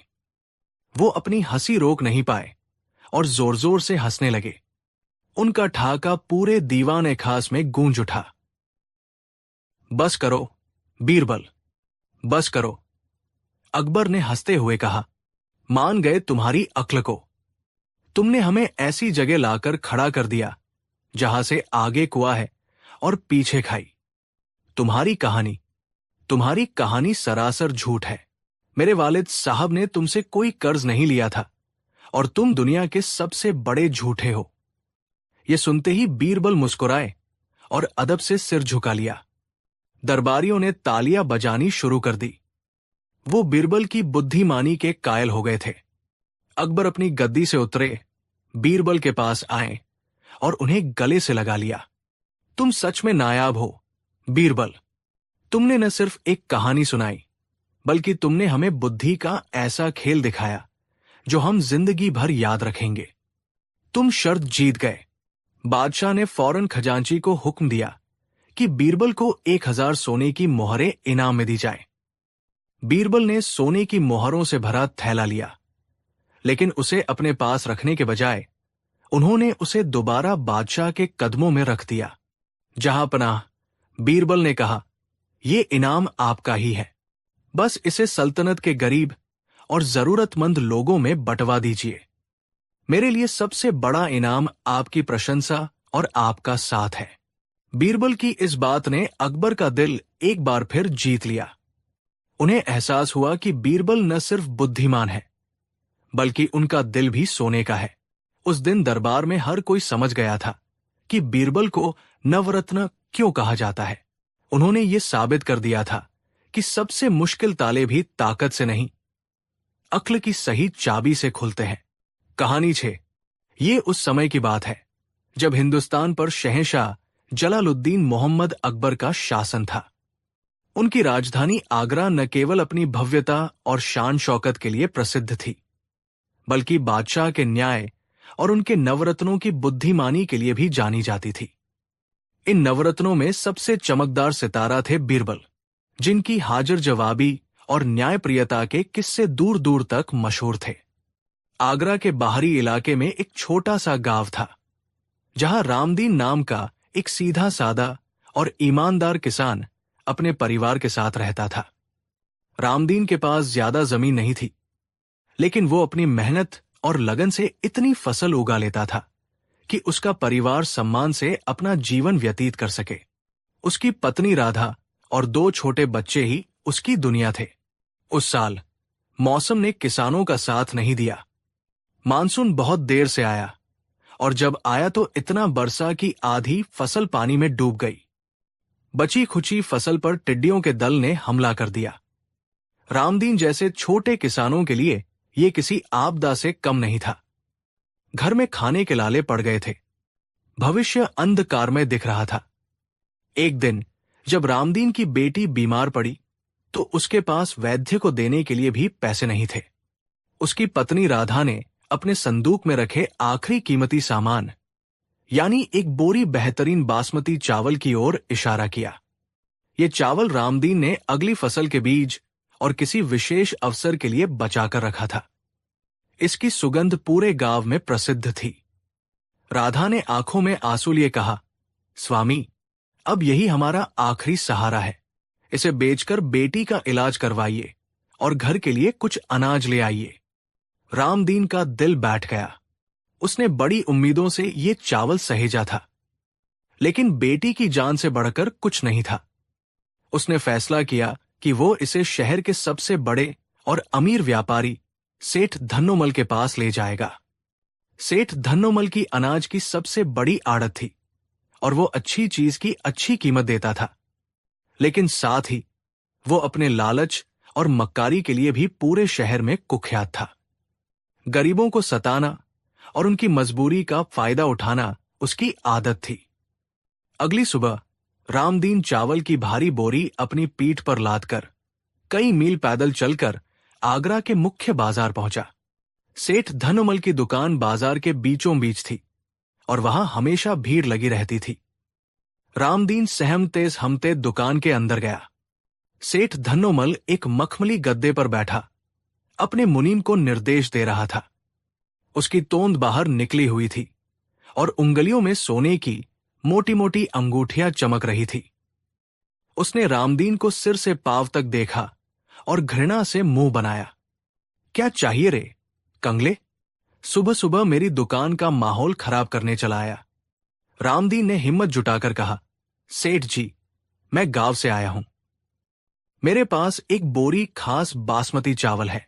घर में बहुत जरूरत आन पड़ी है, इसलिए बेचने आया हूं। सेठ ने अपने नौकर को बोरी का मुंह खोलने का इशारा किया। जैसे ही बोरी खुली, चावल की मनमोहक सुगंध पूरे दुकान में फैल गई। सेठ की आंखों में लालच की चमक आ गई। वो समझ गया कि ये कोई मामूली चावल नहीं है। इसे शाही रसोई में बेचकर वो 10 गुना मुनाफा कमा सकता था। उसने चावल का एक दाना उठाया, उसे मसला और अपनी मक्कार मुस्कान के साथ बोला, चावल तो ठीक ठाक है, पर बाजार अभी मंदा चल रहा है। खैर, तेरी जरूरत देखकर मैं इसे खरीद लेता हूं। बोल, क्या कीमत लेगा? रामदीन ने हाथ जोड़कर कहा, सेठ जी, आप ही मालिक हैं। जो उचित लगे दे दीजिए। बस इतना दे दीजिए कि मेरी बेटी का इलाज हो जाए और कुछ महीने का राशन आ जाए। सेठ धन्नोमल के शैतानी दिमाग में एक योजना ने जन्म लिया। उसने सोचा, ये गवार तो बिल्कुल सीधा है, क्यों न इसे बेवकूफ बनाया जाए। उसने बहुत हमदर्दी जताते हुए कहा, अरे रामदीन, मैं तेरा दुख समझता हूं। देख, अभी मेरे पास नकदी की थोड़ी कमी है। तू एक काम कर, ये चावल की बोरी मेरे गोदाम में अमानत के तौर पर रखवा दे। मैं तुझे एक पर्ची दे देता हूं। जब तुझे पैसों की जरूरत हो, आकर ले जाना। तेरी अमानत मेरे पास सुरक्षित रहेगी। मैं धन्नोमल हूं, मेरी जुबान ही मेरी पहचान है। रामदीन सेठ की चिकनी चुपड़ी बातों में आ गया। उसे लगा कि इतना बड़ा सेठ उससे धोखा कैसे कर सकता है। उसने हामी भर दी। सेठ ने एक नौकर को बुलाकर बोरी गोदाम में रखवा दी और एक कागज के टुकड़े पर कुछ लिखकर रामदीन को थमा दिया। रामदीन पढ़ना लिखना नहीं जानता था। उसने भरोसे के साथ वो पर्ची अपनी धोती में बांध ली और खाली हाथ, लेकिन एक झूठी उम्मीद के साथ गांव लौट आया। कुछ हफ्ते बीत गए। रामदीन ने गांव के वैद्य से उधार पर बेटी का इलाज करवाया। अब घर में खाने का एक दाना भी नहीं बचा था। उसे सेठ धन्नोमल का वादा याद आया। वो सुबह सुबह आगरा के लिए निकल पड़ा। जब वो सेठ की दुकान पर पहुंचा तो सेठ उसे देखकर ऐसे अनजान बना जैसे उसे पहचानता ही न हो। कौन है तू और यहां क्या कर रहा है? सेठ ने कड़क आवाज में पूछा। रामदीन घबरा गया। उसने कांपते हुए कहा, मालिक, मैं रामदीन कुछ हफ्ते पहले अपनी चावल की बोरी आपके पास अमानत रख गया था। आपने कहा था कि जरूरत पड़ने पर पैसे ले जाना। सेठ धन्नोमल जोर जोर से हंसने लगा। चावल की बोरी? कौन सी बोरी? मैं तो तुझे पहली बार देख रहा हूं। भाग यहां से, नहीं तो पहरेदारों को बुलाकर पिटवाऊंगा। रामदीन के पैरों तले जमीन खिसक गई। उसने जल्दी से अपनी धोती में बंधी पर्ची निकाली और सेठ के सामने कर दी। सेठ जी, ये देखिए, आपने ही तो ये पर्ची दी थी। सेठ ने पर्ची को उसके हाथ से झपट लिया, उसे देखा और फाड़कर फेंक दिया। अरे मूर्ख, इस पर तो मेरे कर्ज का हिसाब लिखा था जो तूने चुका दिया है। अब कोई सबूत है तेरे पास? चल निकल यहां से, चोर कहीं का। मुझ पर ही इल्जाम लगाता है। रामदीन की दुनिया उजड़ गई। उसकी आखिरी उम्मीद भी टूट चुकी थी। वो रोता बिलखता दुकान से बाहर निकला। उसने लोगों से मदद की गुहार लगाई, लेकिन सेठ धन्नोमल के खिलाफ बोलने की हिम्मत किसी में नहीं थी।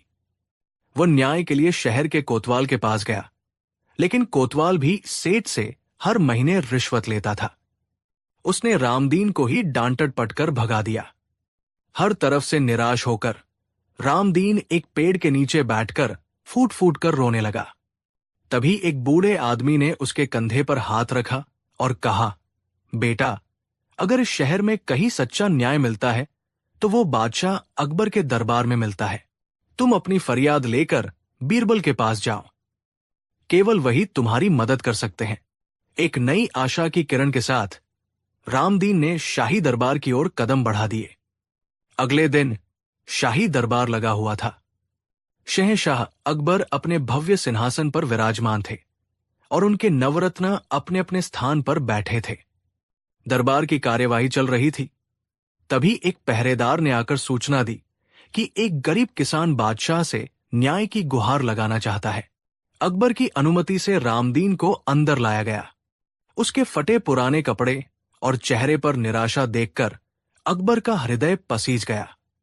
कहो किसान, क्या कष्ट है तुम्हें? हमारे राज्य में किसी के साथ अन्याय नहीं हो सकता। रामदीन ने रोते रोते अपनी सारी आपबीती कह सुनाई। उसने बताया कि कैसे सेठ धन्नोमल ने धोखे से उसके चावल की बोरी हड़प ली और अब उसे पहचानने से भी इनकार कर रहा है। अकबर को बहुत क्रोध आया, लेकिन उन्होंने धन्नोमल को भी अपना पक्ष रखने का मौका दिया। सेठ को दरबार में बुलाया गया। वो बड़े आत्मविश्वास के साथ आया और अकबर को सलाम करके बोला, जहांपनाह, ये आदमी सरासर झूठ बोल रहा है। मैं तो इसे जानता तक नहीं। ये मेरी प्रतिष्ठा को धूमिल करने की कोशिश कर रहा है। इसके पास मेरे खिलाफ कोई सबूत है क्या? मामला गंभीर था। एक तरफ एक गरीब बेबस किसान की जुबानी गवाही थी और दूसरी तरफ एक अमीर प्रतिष्ठित व्यापारी का इंकार। कोई गवाह नहीं, कोई सबूत नहीं। अकबर भी दुविधा में पड़ गए। न्याय कैसे किया जाए? उन्होंने अपने सबसे बुद्धिमान मंत्री बीरबल की ओर देखा। बीरबल, इस मामले में तुम्हारी बुद्धिमानी की जरूरत है। सच और झूठ का फैसला कैसे हो?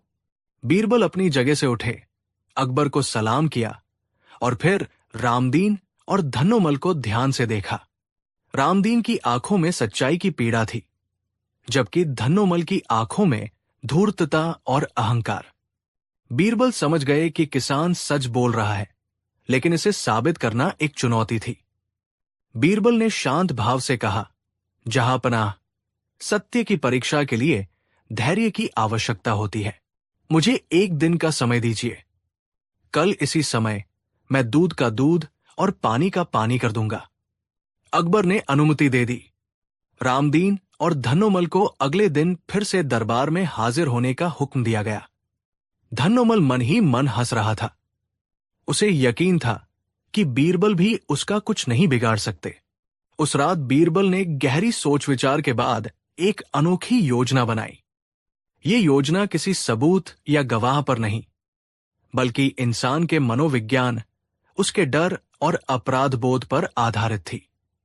अगले दिन दरबार खचाखच भरा हुआ था। हर कोई ये देखने के लिए उत्सुक था कि बीरबल इस उलझी हुई गुत्थी को कैसे सुलझाते हैं। रामदीन और धन्नोमल भी कटघरे में खड़े थे। बीरबल ने 2 छोटी, एक जैसी कपड़े की थैलियां मंगवाई। फिर उन्होंने एक मुट्ठी चावल लिए और दोनों थैलियों में बराबर बराबर चावल के दाने डाल दिए। उन्होंने पूरे दरबार को संबोधित करते हुए कहा, आज न्याय इंसान नहीं, बल्कि ये चावल के दाने करेंगे। ये कोई साधारण चावल नहीं है, बल्कि इन्हें मैंने एक विशेष मंत्र से अभिमंत्रित किया है। इन चावलों में सच और झूठ को पहचानने की दिव्य शक्ति है। दरबार में कानाफूसी शुरू हो गई। लोग हैरान थे कि चावल के दाने कैसे न्याय कर सकते हैं। सेठ धन्नोमल के चेहरे पर भी चिंता की लकीरें उभर आई, लेकिन उसने खुद को संभाले रखा। बीरबल ने आगे कहा, मैं ये दोनों थैलियां इन दोनों को दूंगा। इन्हें आज रात अपने पास सुरक्षित रखना है। जो सच्चा होगा उसके चावल सुबह तक वैसे के वैसे ही रहेंगे, लेकिन जो झूठा होगा उसके अपराध के ताप से उसकी थैली के चावल रात भर में कुछ इंच लंबे हो जाएंगे। कल सुबह जब ये दोनों अपनी अपनी थैलियां लेकर आएंगे तो चावल की लंबाई खुद ब खुद अपराधी का चेहरा बेनकाब कर देगी।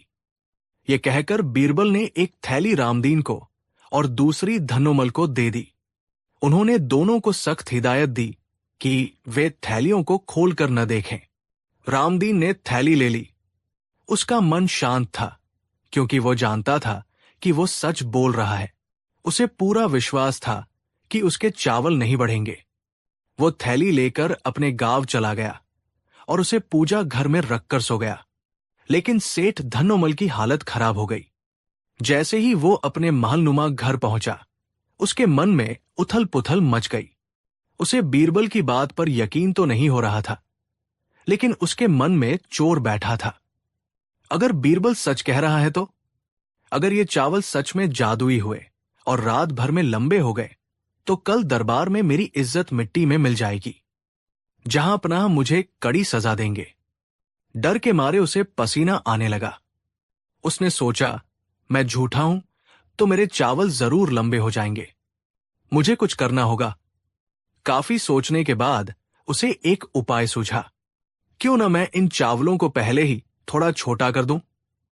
अगर ये रात में कुछ इंच बध भी गए तो सुबह तक वापस अपनी असली लंबाई में आ जाएंगे और किसी को कुछ पता नहीं चलेगा।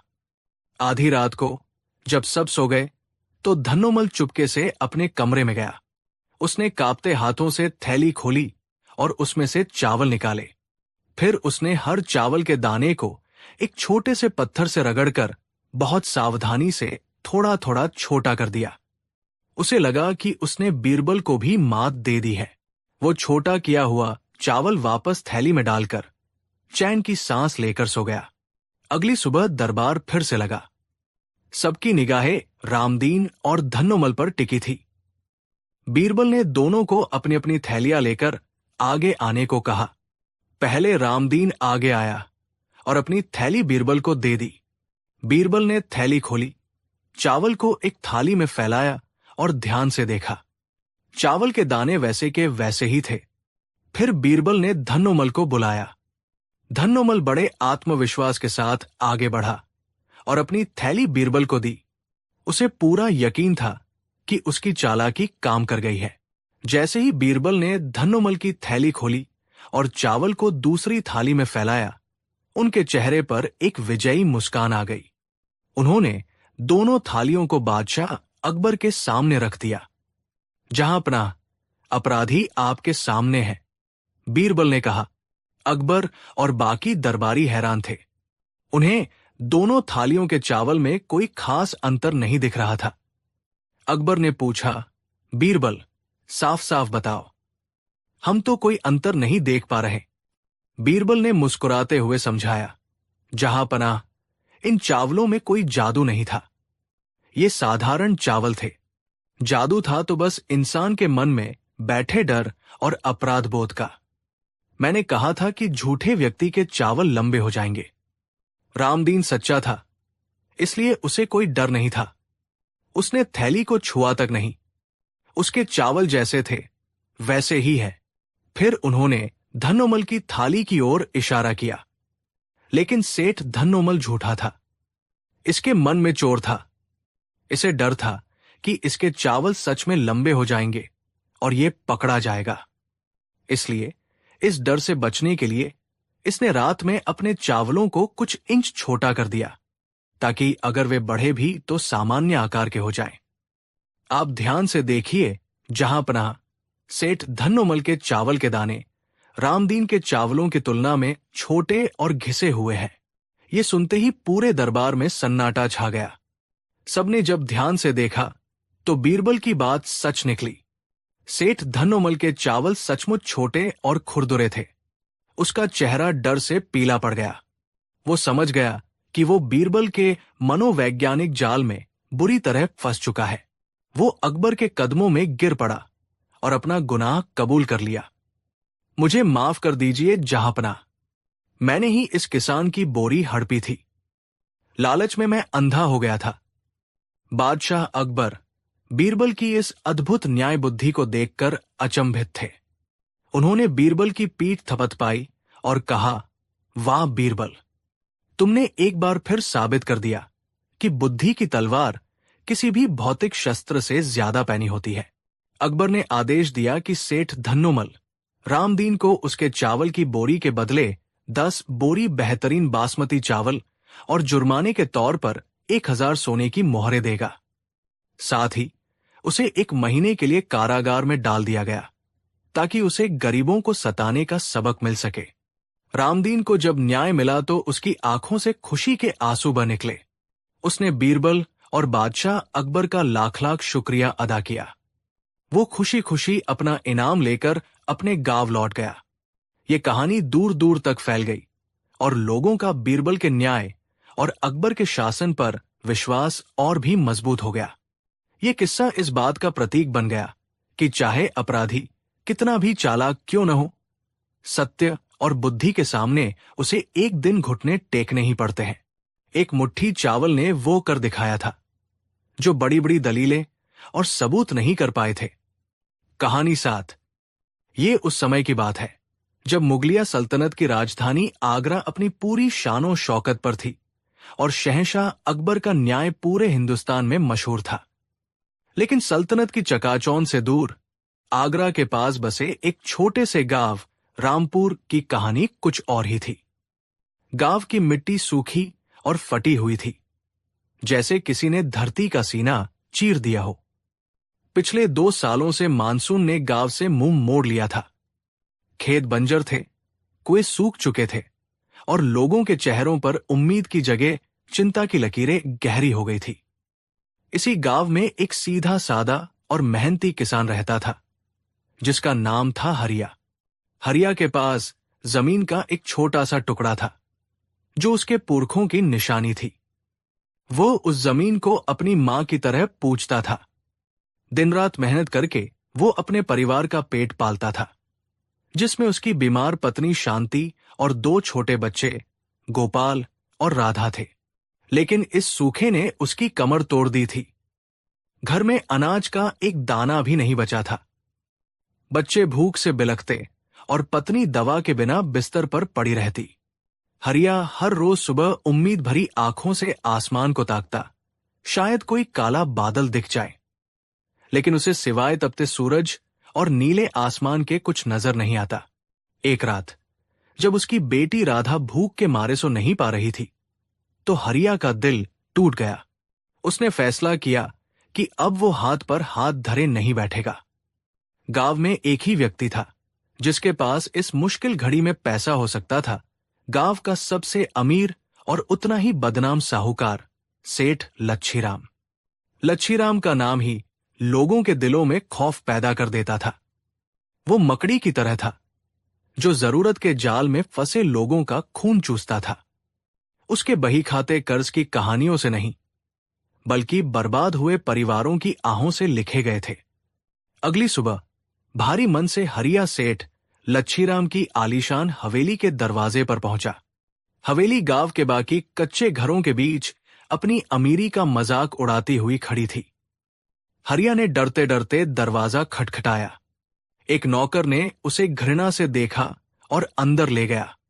अंदर लच्छीराम मखमल के गद्दे पर बैठा हुक्का गुड़गुड़ा रहा था। उसके चेहरे पर लालच और क्रूरता साफ झलक रही थी। क्या है रे हरिया, सुबह सुबह मेरी हवेली को अपवित्र करने क्यों चलाया? लच्छीराम ने धुएं का छल्ला छोड़ते हुए पूछा। हरिया ने हाथ जोड़कर कांपती आवाज में कहा, सेठ जी, मुझ पर रहम करो। घर में बच्चे भूखे हैं, पत्नी बीमार है, 2 साल से फसल नहीं हुई। मुझे बस 50 चांदी के सिक्कों का कर्ज दे दीजिए। जैसे ही बारिश होगी और फसल आएगी, मैं आपका एक एक पैसा सूद समेत लौटा दूंगा। लच्छीराम की आंखों में एक शैतानी चमक उभरी। उसे एक और शिकार मिल गया था। उसने झूठी हमदर्दी दिखाते हुए कहा, अरे हरिया, तू तो मेरा अपना आदमी है। तेरी मदद नहीं करूंगा तो किसकी करूंगा? 50 क्या, तू 100 सिक्के ले जा। बस एक छोटी सी शर्त है। हरिया की आंखों में उम्मीद की किरण जागी। आप जो कहेंगे मुझे मंजूर होगा सेठ जी। लच्छीराम ने एक दस्तावेज निकाला और कहा, मैं पढ़ा लिखा आदमी हूं, हर काम कायदे से करता हूं। इस पर लिखा है कि तुम मुझसे 100 चांदी के सिक्के ले रहे हो। जब तक तुम्हारी फसल नहीं होती, तुम हर महीने थोड़ा थोड़ा ब्याज देते रहोगे। और एक बात और। उसने एक पल रुककर हरिया के भोले चेहरे को देखा और अपनी सबसे कपटी चाल चली। इस पर यह भी लिखा है कि जब तक सूरज और चांद रहेंगे, तुम मेरा कर्ज चुकाते रहोगे। ये तो बस एक कहावत है। मतलब जब तक दुनिया कायम है, तुम्हारी ईमानदारी भी कायम रहनी चाहिए। समझे? हरिया अनपढ़ था। उसे अक्षरों का ज्ञान नहीं था। उसने सेठ की बात पर भरोसा कर लिया। जब तक सूरज चांद रहेंगे, ये तो बड़े बुजुर्ग आशीर्वाद देते समय कहते थे। उसने सोचा, सेठ जी बस उसकी ईमानदारी की कसम ले रहे हैं। उसने बिना सोचे समझे दस्तावेज पर अपना अंगूठा लगा दिया और 100 सिक्के लेकर खुशी खुशी घर लौट आया। उस पैसे से घर का चूल्हा जला, शांति की दवा आई और बच्चों के चेहरे पर मुस्कान लौटी। हरिया ने सेठ का मन ही मन धन्यवाद किया। कुछ हफ्तों बाद ईश्वर ने गांव वालों की सुन ली। आसमान में काले बादल घिराए और ऐसी मूसलाधार बारिश हुई कि सूखी धरती ने भी राहत की सांस ली। हरिया दोगुनी मेहनत से अपने खेत में जुट गया। उसने दिन को दिन नहीं समझा और रात को रात नहीं। उसकी मेहनत रंग लाई और खेतों में सोने जैसी फसल लहलहाने लगी। गांव में सालों बाद ऐसी अच्छी फसल हुई थी। फसल कटने के बाद हरिया ने अनाज का एक बड़ा हिस्सा बाजार में बेचा। उसके पास अब इतने पैसे थे कि वो लच्छीराम का कर्ज सूद समेत चुका सकता था और अगले साल के लिए बीज भी खरीद सकता था। वो बहुत खुश था। उसने 100 सिक्कों के बदले 120 सिक्के एक थैली में रखे और सीधा लच्छीराम की हवेली पहुंचा। सेठ जी, भगवान की कृपा से इस बार अच्छी फसल हुई है। ये लीजिए आपका कर्ज, 100 सिक्के मूल और 20 सिक्के सूद के। आपका बहुत बहुत धन्यवाद। हरिया ने थैली सेठ के आगे रख दी। लच्छीराम जोर जोर से हंसने लगा। उसकी हंसी किसी चुड़ैल की हंसी से कम नहीं थी। मूर्ख किसान, तुझे क्या लगा ये कर्ज इतनी आसानी से उतर जाएगा? हरिया घबरा गया। क्या मतलब सेठ जी? मैंने तो सूद समेत पैसे लौटा दिए हैं। लच्छीराम ने वो दस्तावेज निकाला और अपनी उंगली एक पंक्ति पर रखते हुए कहा, ये पढ़। इस पर क्या लिखा है? जब तक सूरज और चांद रहेंगे, तुम मेरा कर्ज चुकाते रहोगे। इसका मतलब है तुम अपनी पूरी जिंदगी और तुम्हारे बाद तुम्हारे बच्चे और उनके बाद उनके बच्चे हमेशा मेरा कर्ज चुकाते रहेंगे। ये कर्ज कभी खत्म नहीं होगा। ये सुनकर हरिया के पैरों तले जमीन खिसक गई। उसे समझ आ गया कि वो कितनी बुरी तरह ठगा गया है। वो गिड़गिड़ाया, सेठ जी, ये तो धोखा है। आपने तो कहा था कि ये बस एक कहावत है। मुझ गरीब पर रहम करो। रहम और मैंने आज तक किसी पर रहम नहीं किया। अब हर फसल का आधा हिस्सा चुपचाप मेरे हवाले कर देना, वरना मैं बादशाह के सिपाहियों को बुलाकर तुम्हारी जमीन और घर सब कुछ नीलाम करवा दूंगा। लच्छीराम ने धमकी दी। हरिया रोता बिलखता हुआ घर लौटा। उसकी सारी खुशियां एक पल में मातम में बदल गई। उसने गांव की पंचायत में गुहार लगाई, लेकिन पंचायत के मुखिया भी लच्छीराम से डरते थे। उन्होंने दस्तावेज देखा और हाथ खड़े कर दिए। हरिया, लिखावट के आगे हम कुछ नहीं कर सकते। तुमने खुद अंगूठा लगाया है। अब लच्छीराम हर फसल पर आता और आधा अनाज जबरदस्ती ले जाता। हरिया का परिवार फिर से भूखा रहने लगा। उसकी मेहनत की कमाई उसकी आंखों के सामने एक राक्षस लूट कर ले जा रहा था। हरिया अंदर से टूट चुका था। एक दिन जब वो अपने खेत में बैठा रो रहा था, तो गांव के एक बुजुर्ग ने उसके कंधे पर हाथ रखा। बेटा, हिम्मत मत हार। सुना है आगरा में शहंशाह अकबर के दरबार में एक मंत्री है, बीरबल। वो बड़े बुद्धिमान और दयालु है। वो दूध का दूध और पानी का पानी कर देते हैं। तू एक बार उनके पास अपनी फरियाद लेकर जा। एक नई उम्मीद की किरण के साथ हरिया ने अपनी बची खुची जमा पूंजी ली और आगरा के लिए निकल पड़ा। कई दिनों की मुश्किल यात्रा के बाद वो मुगल सल्तनत की राजधानी पहुंचा। दरबार की शानो शौकत देखकर उसकी आंखें चौंधिया गई। वो किसी तरह हिम्मत करके शहंशाह अकबर के सामने पेश हुआ। उसने रो रो कर अपनी पूरी कहानी सुनाई और वो कपटी दस्तावेज शहंशाह के सामने रख दिया। अकबर ने दस्तावेज पढ़ा और उनका चेहरा गुस्से से लाल हो गया। उन्हें लच्छीराम की धूर्तता पर बहुत क्रोध आया, लेकिन वो कानून से बंधे थे। दस्तावेज पर हरिया का अंगूठा था, जो उसकी सहमति का प्रमाण था। अकबर ने अपने सबसे भरोसेमंद सलाहकार की ओर देखा। बीरबल, इस गरीब किसान के साथ बहुत बड़ा अन्याय हुआ है, लेकिन ये दस्तावेज कानूनी तौर पर सही लगता है। क्या इस किसान को बचाने का कोई रास्ता है? बीरबल ने अपनी जगह से उठकर दस्तावेज को ध्यान से पढ़ा। उनकी आंखों में एक अजीब सी चमक थी। उन्होंने हरिया को तसल्ली दी, किसान भाई, तुम चिंता मत करो। शहंशाह के राज में किसी बेगुनाह के साथ अन्याय नहीं होगा। फिर वो लच्छीराम की ओर मुड़े, जिसे दरबार में तलब किया गया था। सेठ लच्छीराम, क्या इस दस्तावेज पर लिखी हर बात सच है? लच्छीराम ने घमंड से कहा, जी हुजूर, एक एक अक्षर सच है। इस किसान ने अपनी मर्जी से अंगूठा लगाया है। बीरबल ने मुस्कुराते हुए कहा, बहुत। तो तुम मानते हो कि जब तक सूरज और चांद रहेंगे, हरिया तुम्हें कर्ज चुकाएगा? बिल्कुल, यही तो शर्त है, लच्छीराम ने जवाब दिया। ठीक है, बीरबल ने कहा, न्याय कल सुबह होगा। तुम दोनों कल फिर दरबार में हाजिर होना। अगली सुबह दरबार खचाखच भरा हुआ था। हर कोई ये देखने को उत्सुक था कि बीरबल इस उलझी हुई गुत्थी को कैसे सुलझाते हैं। हरिया एक कोने में डरा समा खड़ा था, जबकि लच्छीराम अपनी जीत के ख्यालों में खोया हुआ था। बीरबल अपनी जगह से उठे और शहंशाह से कुछ कहने की इजाजत ली।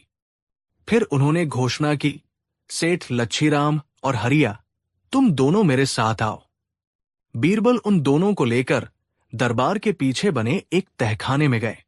वो तहखाना पूरी तरह से अंधेरा था।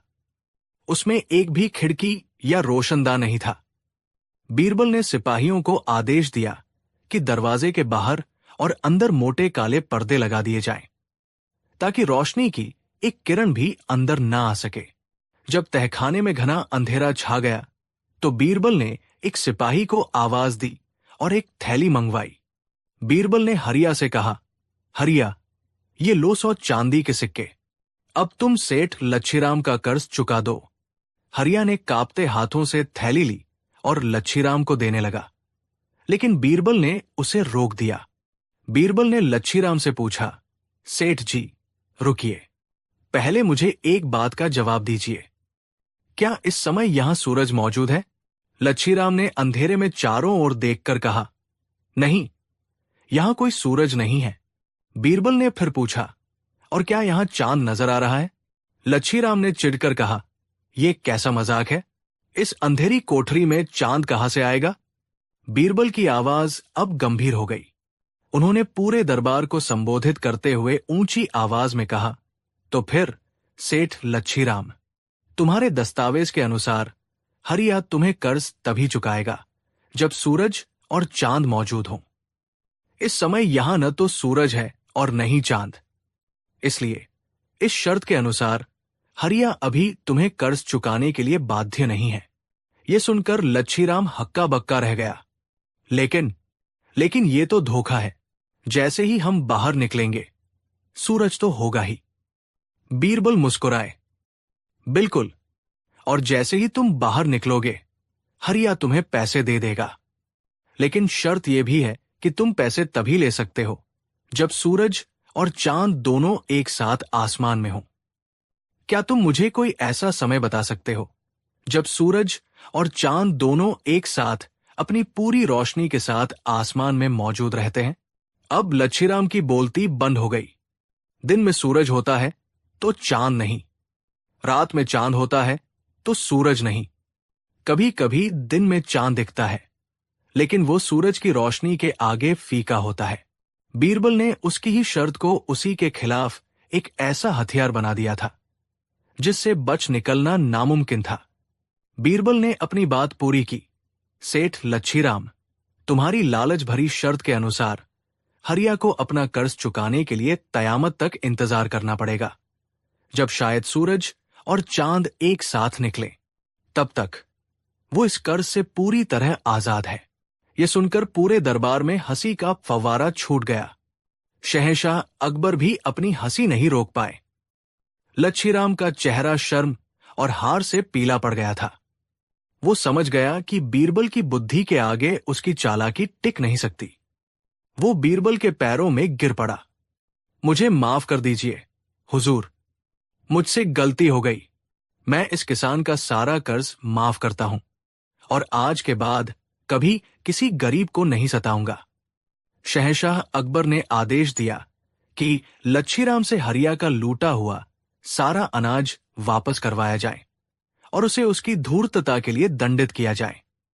उन्होंने हरिया को उसकी ईमानदारी और मेहनत के लिए इनाम में सो सोने की मोहरें भी दी। हरिया की आंखों में खुशी के आंसू थे।